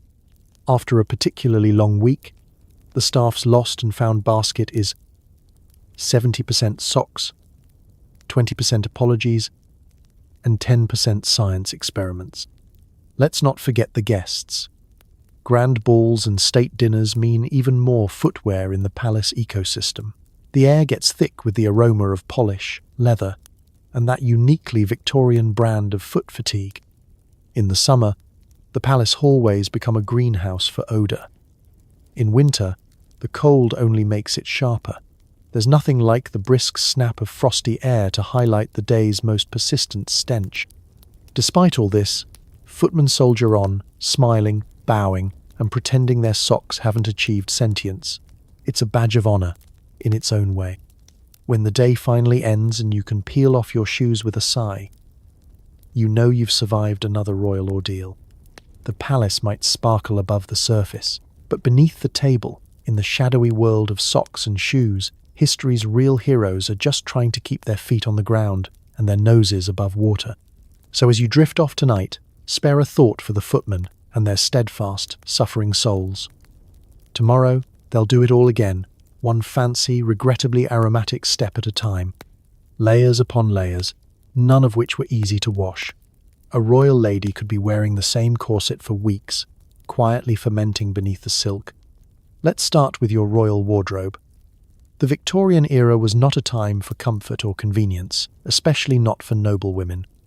Getting dressed was less a matter of slipping into something nice, and more an exercise in medieval engineering. Picture this. You, an illustrious princess or queen, stand in the center of your dressing room as a flock of maids prepares for the daily layering ceremony. You step into the first petticoat, a lacy, ruffled base layer that is both charming and totally committed to trapping every crumb, fleck of dust, and molecule of body heat. But we're just getting started. Next comes another petticoat, and then another. By the time you've finished, you're wearing more layers than a winter onion, each one heavier and more determined to avoid water at all costs. Because here's the thing. These garments are not built for easy laundering. Many are made of delicate fabrics that melt at the suggestion of a hot wash, or, worse, come apart completely if a maid so much as looks at them with intent. That means each petticoat, camisole, and underskirt must soldier on through weeks of daily use with only the occasional airing out in the palace garden, provided it's not raining or too sunny or someone important is visiting. And now, the star of the show, the corset. This iconic undergarment is a feat of architecture. Whalebone, steel, stiffened canvas, and about a mile of lacing. It's designed to shape, squeeze, and lift, sometimes to near circulatory compromise.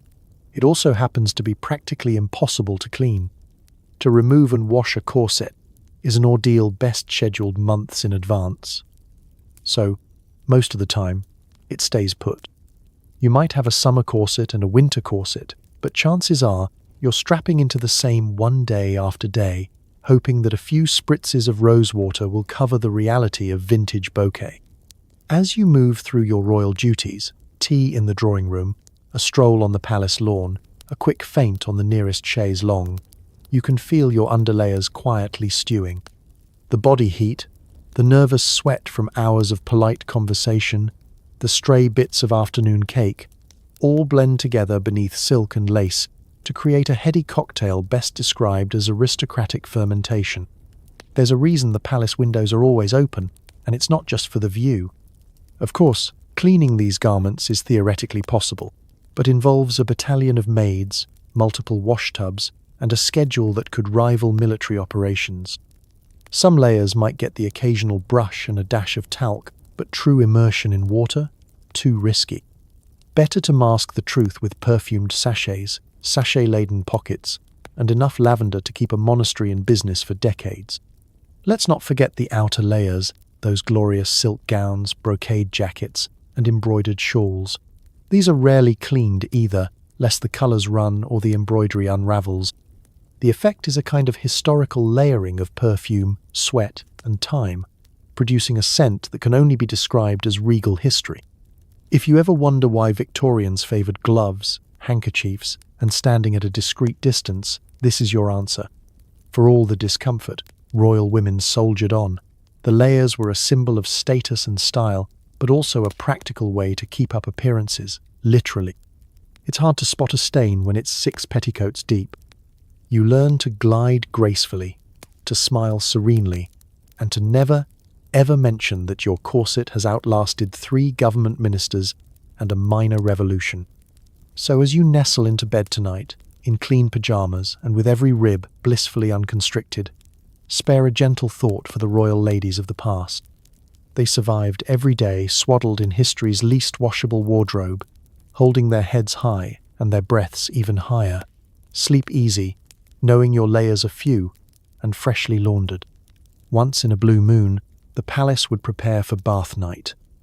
It involved tubs big enough for 3, gallons of boiled water, and a court audience so large you'd wish for privacy, or at least a curtain.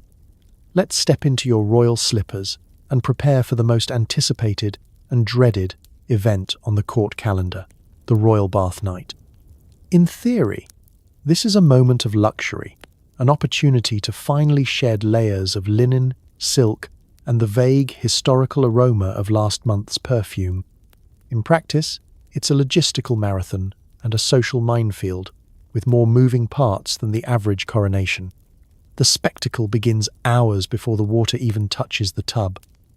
Footmen scurry through marble corridors, hauling great copper kettles of boiling water from the palace kitchens to your chamber. The air is thick with steam, stress, and the faint scent of scorched eyebrows, inevitable when someone forgets to duck beneath the chandelier. At least a dozen servants are required, some to boil, some to carry, and at least two whose sole job is to stand around looking worried in case the Queen's favourite soap gets misplaced. The tub itself is a masterpiece, enormous, ornate, and possibly last used by Henry VIII's favourite hunting dog. You marvel at its size, and then at the audience. Ladies, in waiting, ready with towels, courtiers who've come to observe the royal custom, and a suspiciously large number of distant cousins who just happened to drop by on the one night you're vulnerable, naked and half-boiled. Privacy, as always, is a rare commodity. There's a modesty screen, but it's mostly decorative. Servants bustle in and out, topping off the water and offering polite encouragement as you try to maintain your dignity in a tub that seems to have no comfortable position. The temperature is either volcanic or, within minutes, glacier cold. As you gingerly lower yourself in, you're aware that the entire palace is waiting for news. Did she do it? Did he make it out alive? Is the water actually clean? Or did someone forget to rinse out the dust of centuries? No Victorian bath would be complete without drama. Perhaps the royal soap, shaped like a swan, scented with something both floral and alarmingly medicinal, goes missing at the crucial moment.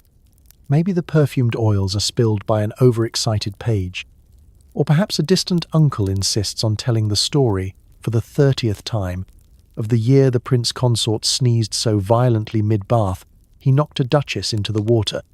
The walls echo with laughter, instructions, and the desperate hope that you won't have to do this again until at least next spring. For most of the bath, you're not alone. There's always someone hovering. A maid with a towel, a doctor with health advice you didn't ask for, a footman with a mop for the inevitable tidal wave that follows when you try to stand. Scrubbing is minimal. A dab to the face, a hesitant swipe behind the ears, and a deep, philosophical sigh as you contemplate the sheer effort required just to emerge moderately cleaner than you started. The aftermath is another performance. Exiting the tub requires careful choreography, multiple towels, and a degree of optimism. The royal drying involves half the court, a brisk rub-down, and more powder than a Parisian pastry shop. The air is filled with scented steam, nervous giggles, and the shared relief that bath night is, mercifully, over. As you slip back into your layers of linen and silk, you can't help but feel a quiet pride. You survived the royal bath night, a test of courage, coordination, and core temperature. The court returns to its usual rhythm, the servants retreat with a week's worth of stories, and you, now fresher than usual, make a private vow not to risk it again until absolutely necessary. So, as you drift off tonight in the peace and privacy of your own bathroom, remember, luxury once meant surviving bath night with your dignity intact and your audience entertained. And maybe, just maybe, being a little bit cleaner than yesterday. Some royals sported wigs so large and elaborate they could hide an entire cheese plate. These were never washed, only dusted, perfumed, and occasionally home to small animals. Picture yourself standing in the royal dressing chamber, sunlight glinting off gilt-edged mirrors and towering wardrobe doors. It's morning, and you, a Victorian noble with a thinning hairline, or just a passion for personal theatrics, are ready to don the crowning glory of your ensemble, the royal wig. Your hairdresser, arms already dusted in talcum powder and bravely wielding a pomade-stained comb, presents the masterpiece. It's enormous, it's architectural, and it has the structural integrity of a small, well-funded bridge. Now, Victorian wigs aren't the soft, breathable, and discreet sorts you might encounter today. These are grand affairs, perched like sleeping animals upon your brow, constructed from real human hair, horsehair, or whatever material happened to be available when inspiration struck. Some are tall enough to require you to duck through doorways. Others are so wide you must be careful when turning your head, lest you accidentally knock over a priceless vase, a distant cousin, or both. And cleaning them? Absolutely not. To wash a wig is to court disaster. Water, soap, and carefully stitched hairpieces do not mix. The only accepted method of freshening up is a vigorous dusting with scented powders, lavender, rose, orange blossom, until the surface is less a hairdo and more a mobile air freshener. This cloud of fragrance does double duty, distracting from both wig and wearer, while also ensuring no one with allergies comes within 6 feet. The interior of a royal wig is a place of secrets. There's padding, ribbons, sometimes a surprise stash of emergency hairpins, and, if you're truly unlucky, an uninvited mouse who's decided to take up residence in the warm woolly confines. There are stories, half whispered, half screamed, of noble women discovering movement mid-dance, and royal children releasing ladybugs at banquets, only to have them find a new home in grandmother's curls. For gentlemen, the ritual is just as elaborate. Sideburns are augmented, mustaches attached, and the final look is one of studied nonchalance, unless the room gets too warm. Then, the melting point of pomade is reached, and you risk an unexpected slide. The wig slowly rotates atop your head, a living, breathing barometer for the room's humidity and your own level of royal stress. Throughout the palace, wigs have their own caretakers, wig mistresses and valets who fluff, powder, and carefully store each masterpiece on its own velvet stand. Wigs must never be left lying flat. Their shapes are fragile, and if crushed, they develop a permanent tilt that even the most determined hairdresser cannot correct. The truly fashionable have a wig for every occasion.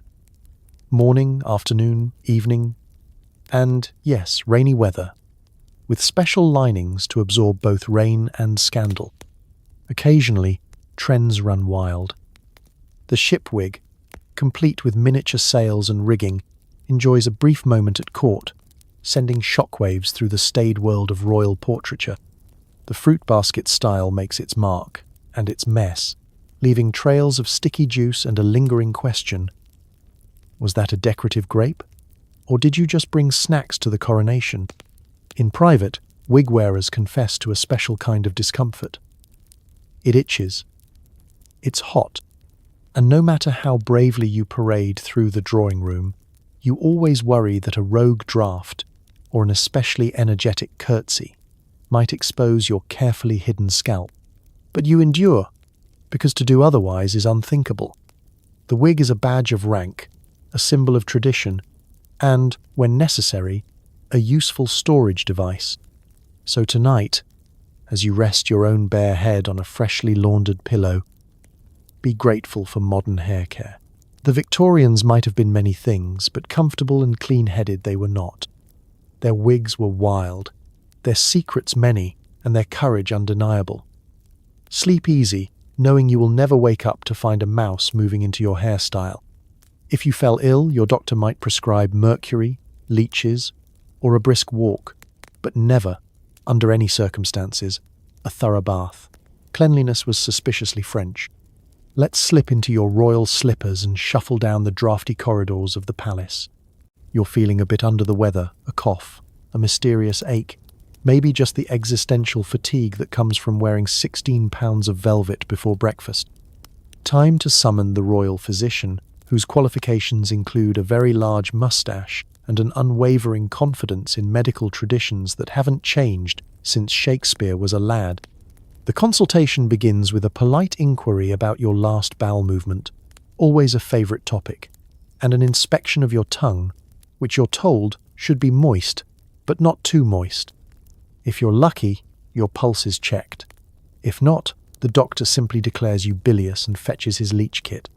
Leeches are the go-to solution for just about anything, from migraines to marriage proposals gone wrong. Nothing says get well soon like a handful of wriggling vampires attached to your ankles. If leeches don't do the trick, it's time to bring out the big guns. Mercury and opium, both prescribed with cheerful abandon and a total disregard for consequences. Got a fever? Mercury. Trouble sleeping? Opium. Persistent cough? A brisk walk outside. Even if it's January and the Thames is freezing over, the only thing you will not be advised to do is bathe. Washing, according to the best Victorian science, could only make things worse. Wet skin was a gateway to chills, and chills were a one-way ticket to the family mausoleum. Doctors are deeply suspicious of soap and water, especially the hot kind. That sort of behaviour, they'll tell you, might be fine for Parisians and other exotic sorts, but in England, it's just asking for trouble. A clean body is believed to weaken your natural defences, expose you to deadly drafts, and, most horrifying of all, soften your constitution. You are, after all, not a delicate flower. You are a royal, expected to endure with stoic grit and a mild but ever-present personal aroma. Medical advice is accordingly robust. Stay indoors, keep wrapped in as many blankets as possible, and sip beef broth until the fever breaks. Herbal remedies are encouraged, but only the kind that come in a pint mug or are steeped in gin. If you must venture outside, pile on extra scarves, hats and gloves. Exposing even a single inch of skin is to flirt with disaster. The idea of washing your hands, or, heaven forbid, your entire body during illness, is dismissed with a horrified gasp and a stern lecture about the dangers of overstimulation. Should you find yourself bedridden, a small army of maids appears, bearing trays of questionable gruel and bowls of lavender water, for dabbing your temples, not for washing anything important. Physicians might bring tonics, poultices, or mysterious powders, but never a bar of soap. If you do happen to ask about a bath, the doctor will likely recommend you reconsider, unless you fancy a spell in the sick room, which is Victorian for a room that smells like regret and cabbage. Some royals, desperate for relief, turn to folk remedies, mustard plasters, goose fat rubs, or wrapping their feet in cabbage leaves. These at least have the benefit of variety, if not actual effectiveness. All the while, the underlying assumption persists. Cleanliness is nice for portraits and parades, but has no place in the serious business of getting well. So as you drift off tonight, swaddled in your clean sheets, and perhaps nursing a minor sniffle, be grateful for modern medicine's obsession with soap.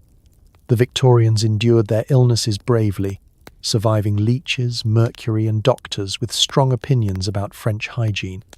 You, dear listener, can rest easy knowing that today, a bath is more likely to cure you than kill you. And that's a medical miracle worth dreaming about. Palaces had stables attached, and if the wind was right or wrong, the entire royal apartment block could be enveloped in odor horse. The monarchy had never felt so earthy.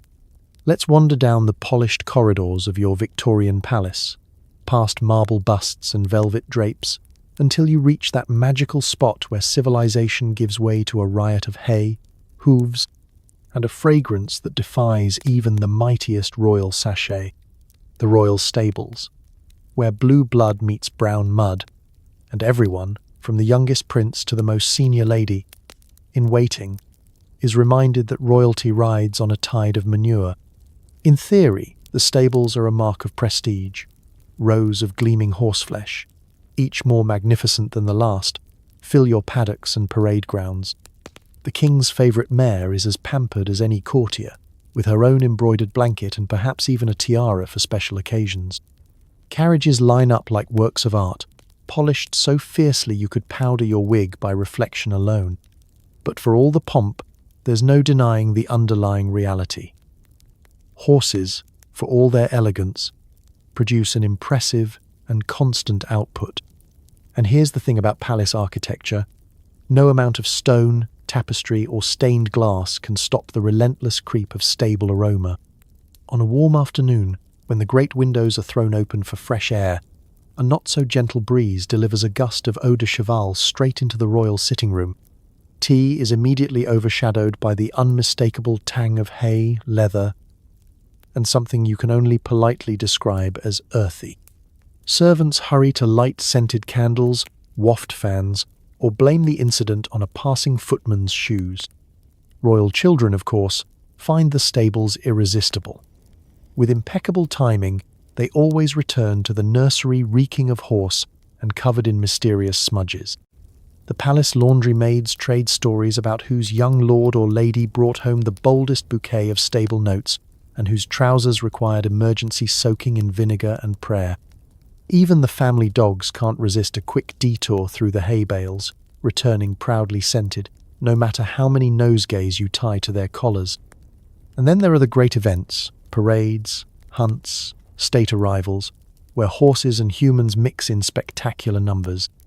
The palace is a whirlwind of hooves, tails, polished boots, and nervous grooms.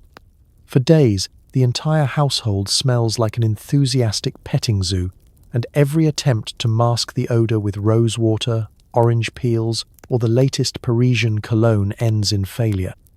Guests develop a sudden interest in outdoor activities, anything to escape the suffocating embrace of royal musk. Stable life leaves its mark in other ways, too. Mud is tracked through marble halls, straw sneaks its way into the Queen's bedchamber, and the King's ceremonial boots are never truly clean, no matter how much they shine.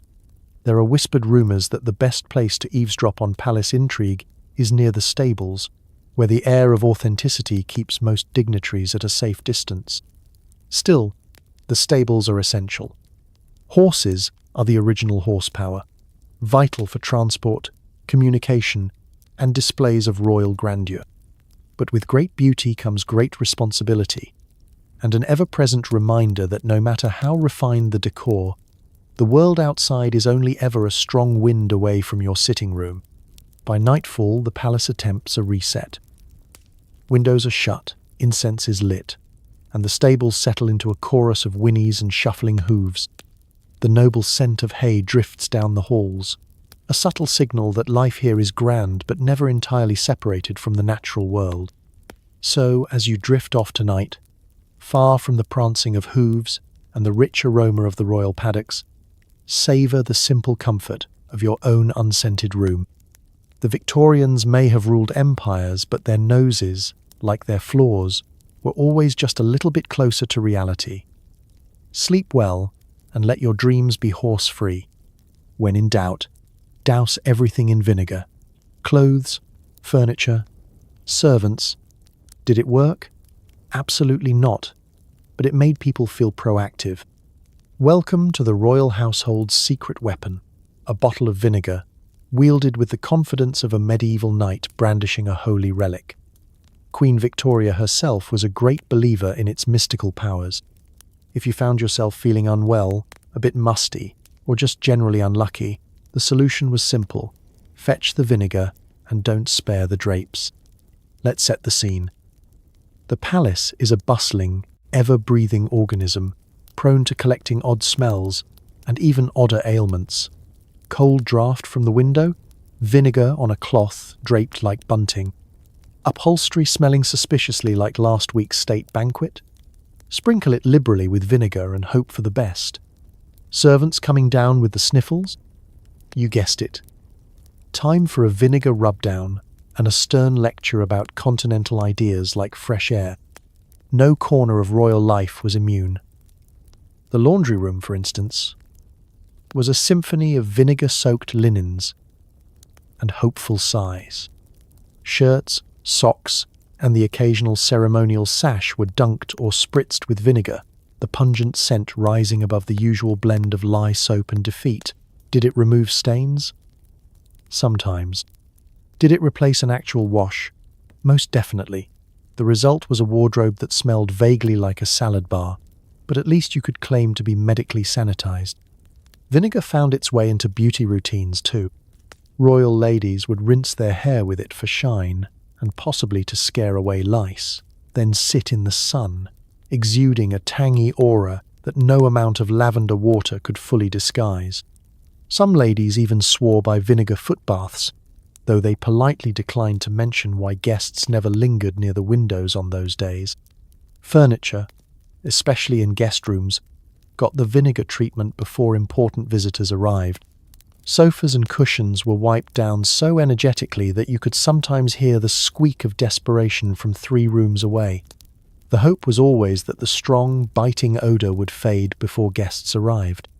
The reality, more often, was that visiting dignitaries got a faceful of pickled ambience and a new appreciation for the English preference for standing during conversation.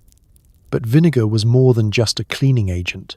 It was a catch-all cure for nearly everything that ailed the Victorian household. Sore throat? Gargle some vinegar. Bug bite? Dab it with vinegar. Spiritual malaise? Try a vinegar compress and a quick lie down. Even the palace pets weren't safe. The royal corgis were occasionally subject to a vinegar rinse, leading to a breed-wide mistrust of anything in a glass bottle. Doctors were divided on the benefits. Some championed vinegar as a wonder drug, citing its power to draw out the bad humours and keep the household healthy through the worst fogs and flus. Others quietly advised sticking to brandy and hoping for the best. Either way, the royal household went through vinegar by the gallon, ensuring that, if nothing else, every room in Buckingham Palace maintained an ambiance somewhere between a Parisian bistro and a haunted salad spinner. And what of the servants?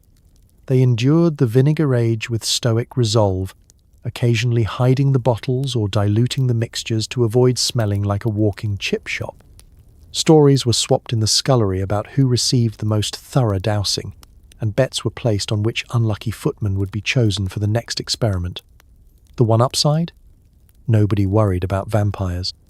So tonight, as you settle into bed, perhaps with a faint whiff of clean cotton and not a drop of vinegar in sight, spare a thought for the Victorians who fought filth, illness, and anxiety armed with nothing but vinegar and hope.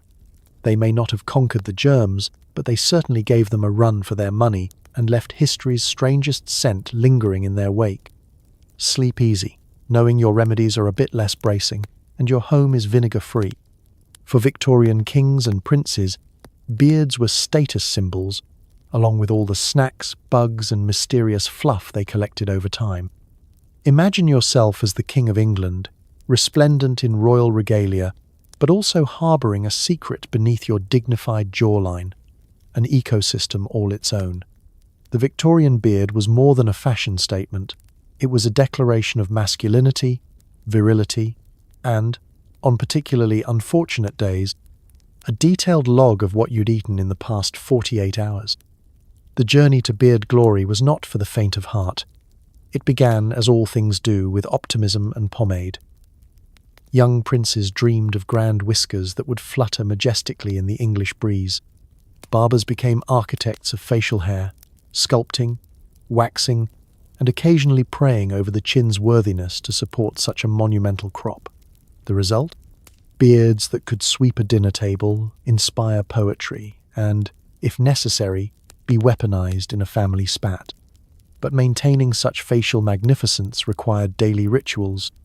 Each morning, the royal valet presented a dazzling array of combs, brushes, and tiny bottles of oils with names like Gentleman's Resilience and Bravery Tonic.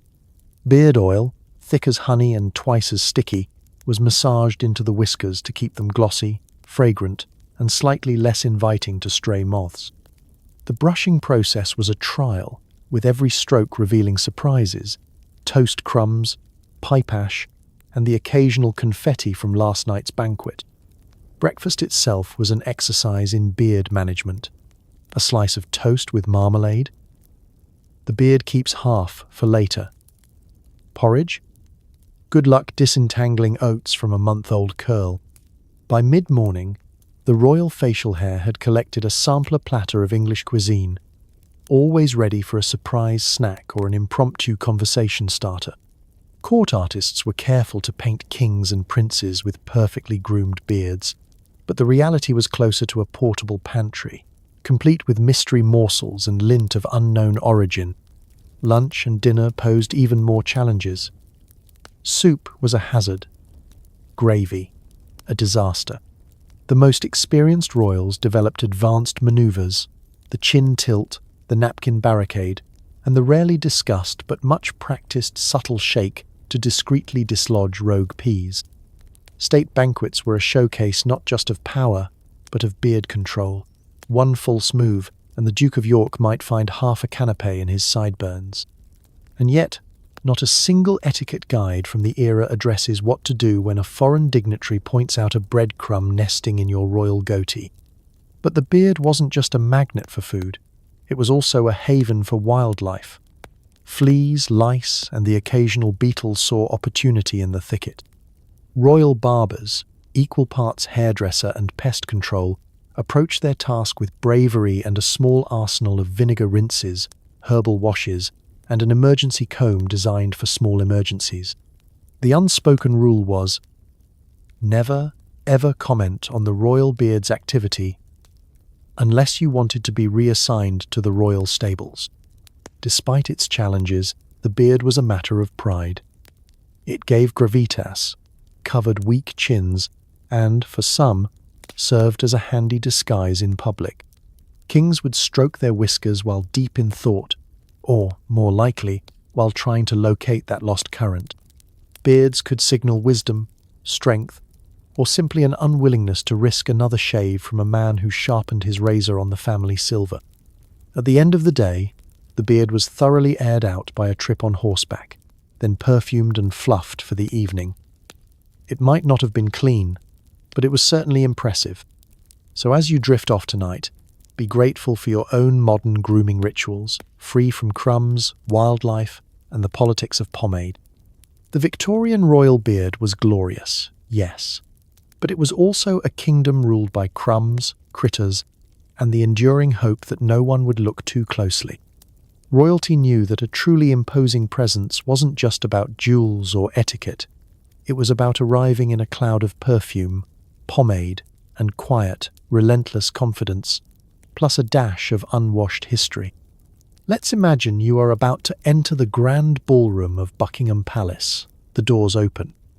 There's a brief hush as every eye turns to you, not just to admire your diamonds or the way your cravat defies gravity, but because you have arrived carrying the full force of your personal aroma. This, dear listener, is what it means to wield the true smell of power. In the Victorian era, scent was not merely a side effect of daily life. It was a weapon, a signal, and sometimes an emergency response plan. Royals mastered the art of strategic fragrance layering. The process began at dawn with an invigorating splash of cologne, possibly over last night's dinner remnants, followed by a generous cloud of floral powder patted over the hair, skin, and any part of the body that might be asked to shake hands. For the more ambitious, a final spritz of pomade, rose, lavender, or on a particularly bold morning, essence of musk, which could knock a butler flat at 10 paces. But the true genius of Victorian odour warfare lay in the mix. The scent of power was never just one note, it was a symphony. Start with a foundation of old wool, add the tang of vinegar, the romantic hint of beeswax from the furniture polish, and just a suggestion of possibly clean, possibly not. Then there's the backdrop of human achievement, a touch of stable, a smidge of dog, and the subtle reminder that everything in this room has been worn, shared, or reupholstered at least twice since Waterloo. Perfume, therefore, was both an accessory and a defence. When royals gathered for dinner, it was like a battle of the bouquets. Courtiers would waft past, trailing signature scents, one favouring orange blossom, another heavy on ambergris, whale byproduct, tres chic. Gentlemen might duel in aftershave, hoping their odour authority could outlast their rivals' cologne of influence.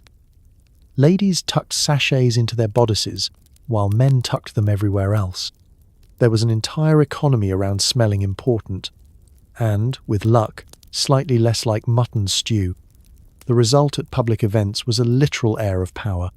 Foreign ambassadors wrote home about the heady, inescapable perfume of British court, sometimes approving, sometimes just grateful to escape to the garden for a breath of something less assertive. Guests left with their own clothes reeking of borrowed authority, as if they'd been knighted by aroma alone. Odour also communicated status. If you smelled like a spring garden, you were rich enough for frequent baths, or at least good at faking it. If you reeked of furniture polish and camphor, everyone knew you were old money. The right smell could open doors, smooth over diplomatic tensions, or distract from the fact that you hadn't changed your socks in a week. Conversely, to have no scent at all was the surest sign you were new to the court, possibly a spy, or worse, French. Yet, for all their strategic spritzing, Victorians understood the importance of confidence. It wasn't just the perfume that impressed people, it was the attitude behind it. You strolled through the palace, head high, robes swishing, radiating an aura that said, "Yes, I have not bathed, and yes, I am in charge here. The smell of power was a blend of presence, persistence, and the knowledge that nobody would dare mention your natural musk to your face.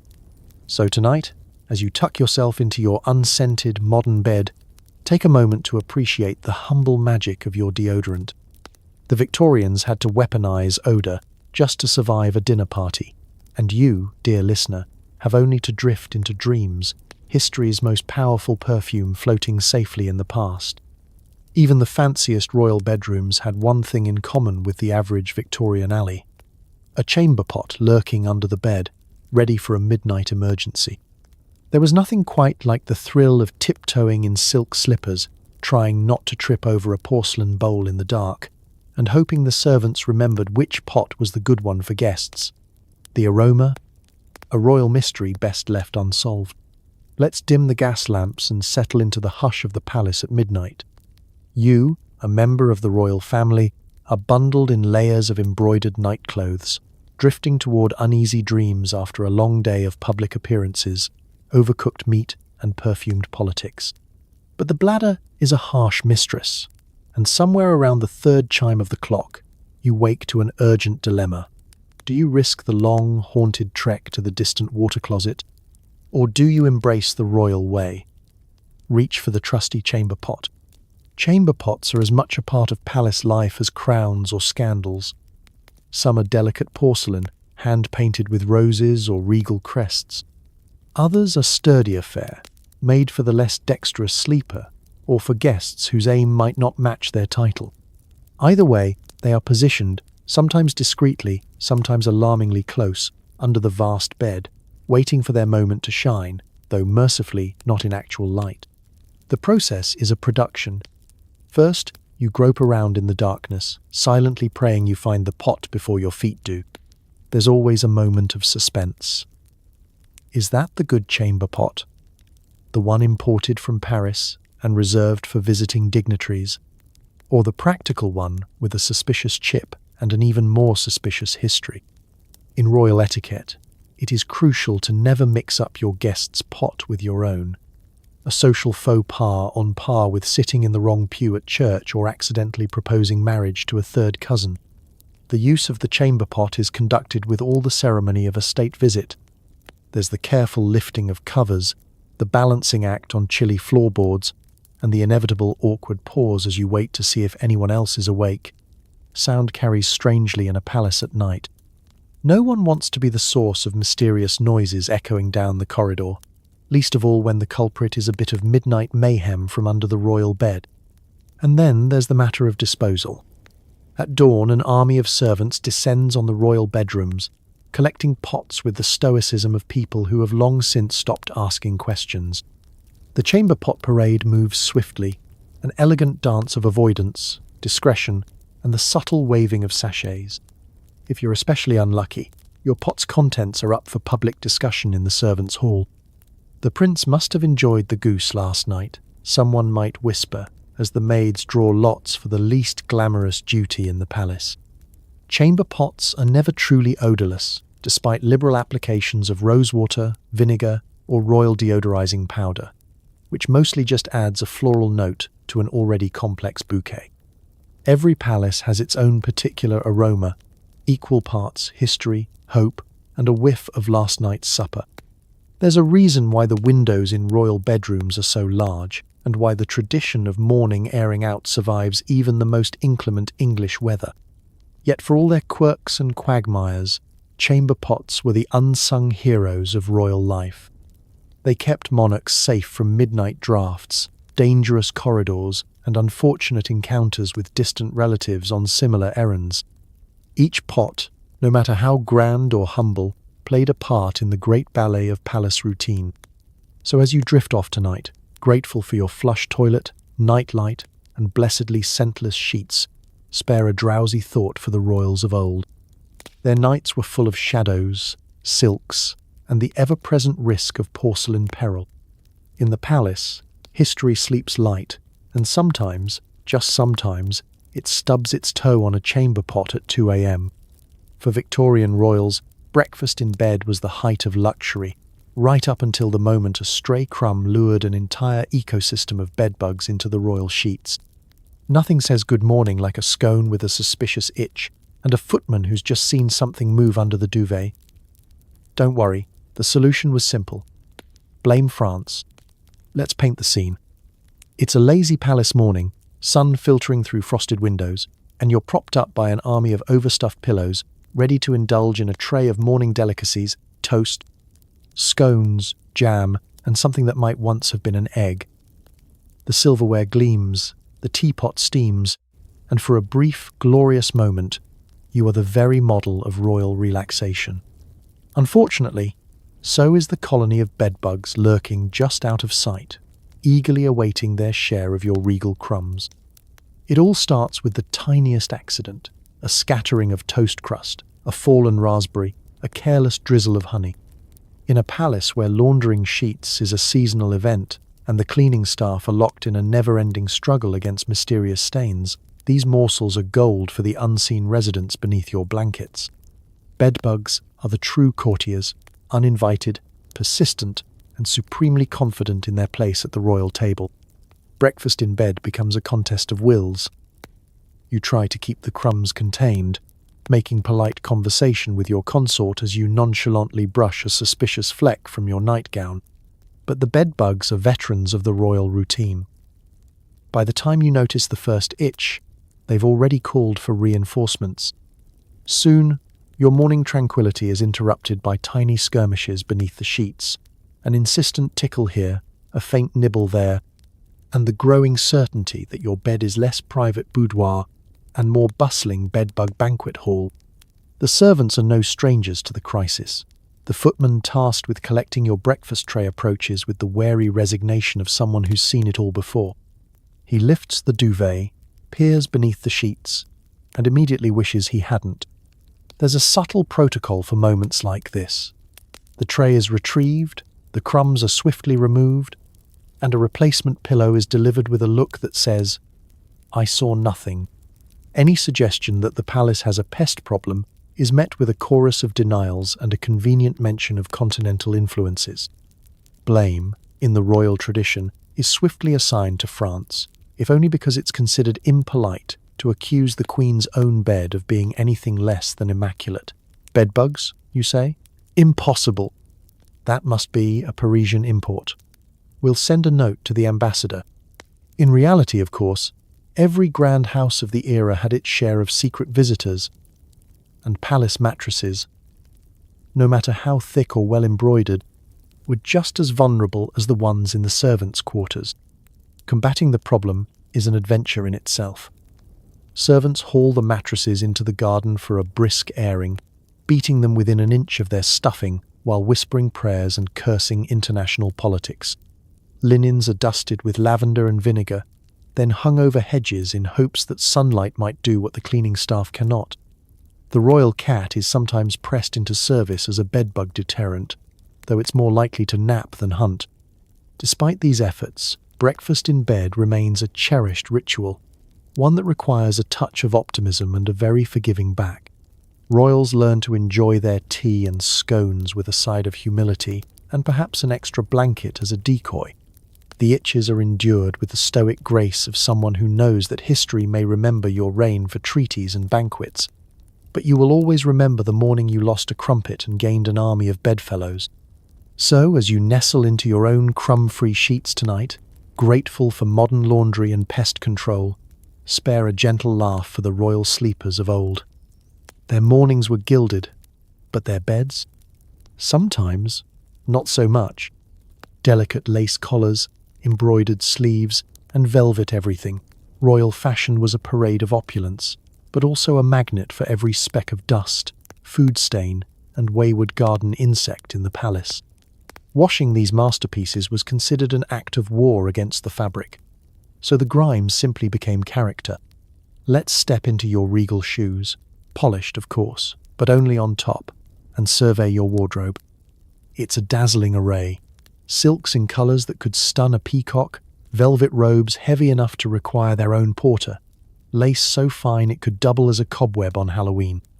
Getting dressed is less about picking an outfit and more about assembling a work of wearable art, complete with its own ecosystem. The moment you step out of your dressing room, your ensemble is at risk. A simple stroll across the palace carpets and, somehow, you've acquired half the day's dust. Attend a breakfast banquet and your sleeve bears the memory, forever, of raspberry jam and a rogue pat of butter.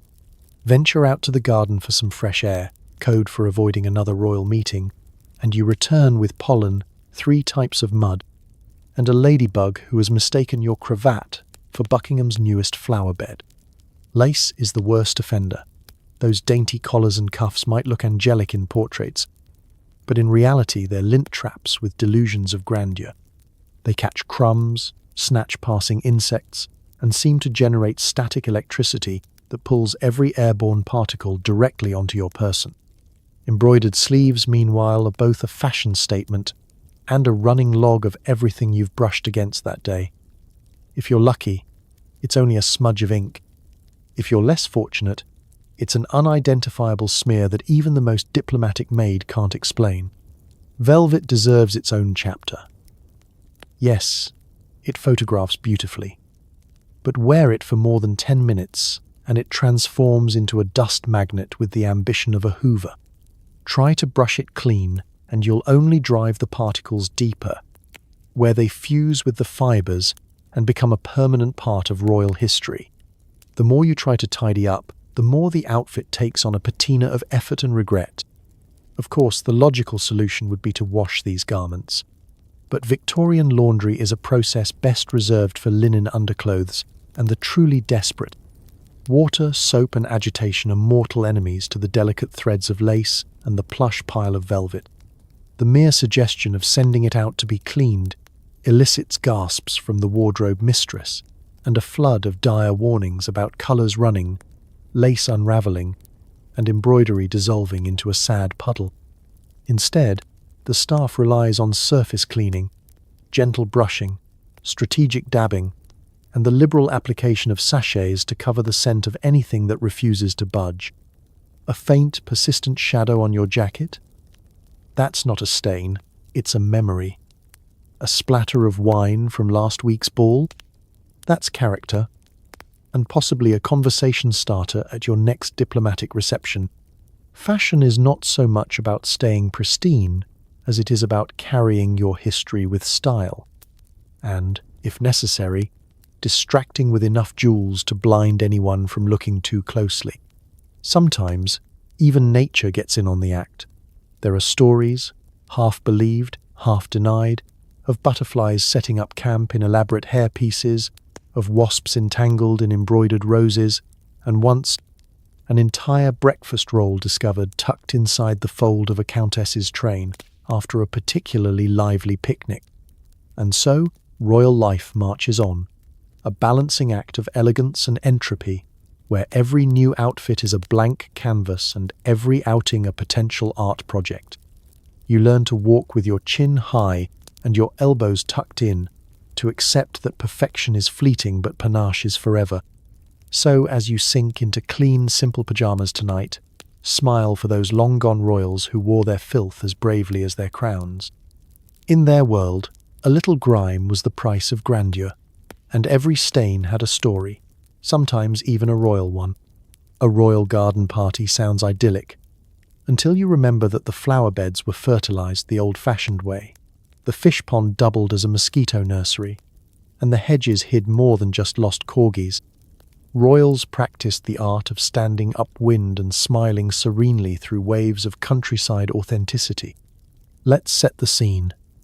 The sun is shining, the band is tuning up beneath the shade of an ancient oak, and you, resplendent in silk and hat the size of a small tent, are about to brave the grand tradition of the royal garden party. From the palace terrace, everything looks like a painting, roses in riotous bloom, fountains burbling, footmen balancing towers of teacups. But as soon as you step onto the grass, reality hits. The countryside is not just decorative, it's interactive. Your first challenge is the lawn. It's been meticulously rolled, raked, and trimmed by a battalion of gardeners, But underneath that top layer lurks a symphony of smells. The fertilizer is organic, meaning it's sourced from the palace stables and applied with enthusiasm. Each step releases a bouquet best described as agricultural with a hint of last night's oats. If you're clever, you follow the lead of the Duchess of Cambridge, who's perfected the art of strategic upwind positioning. Newcomers learn the hard way, and a single gust can send a cloud of authenticity straight through a conversation about the weather. But there's more to this olfactory obstacle course. The fish pond, centerpiece of every Victorian garden, is teeming, not just with decorative carp, but with every mosquito west of London. They gather in swarms, rising from the water like tiny, insatiable Valkyries. Royals and guests develop signature moves to combat the onslaught. Delicate swatting hidden behind a fan, admiring the landscape while furiously shaking a parasol, or pretending to sneeze as an excuse for a quick, vigorous scratch. The flower beds are glorious, but not without their hazards. Bees, drawn to the royal roses, treat your perfumed hairdo as a potential new hive. Ladybirds descend in force, and the odd worm makes a brave dash across your shoe. The hedges, meanwhile, provide shelter for more than botanical wonders. Lost corgis, bored children, and the occasional adventurous footman have all been known to disappear for hours, only to re-emerge covered in leaves, twigs, and, if unlucky, a few mysterious smudges. Outdoor etiquette is a sport unto itself. There are rules for how to sip tea without swallowing a gnat, how to compliment the Queen's geraniums while sidestepping a suspicious puddle, and how to remain unflappable when a breeze delivers an unmistakable whiff of countryside just as you attempt polite small talk. Practice has made you a master of the gracious pivot, the strategic pause, and the meaningful glance that signals, "Yes, I smell it too, but let's all agree not to mention it." The wardrobe stakes are high as well. White gloves are essential, not just for fashion, but as armor against pollen, grass stains, and whatever the corgis have contributed to the scene. Hats, veils, and handkerchiefs become tools for both shade and stealthy sniff testing. At the end of the day, everyone's finery bears the mark of garden party survival. A dusting of grass, a hidden twig, and sometimes the faint memory of an accidental mud bath. And yet, for all the trials, royal garden parties carry on, year after year.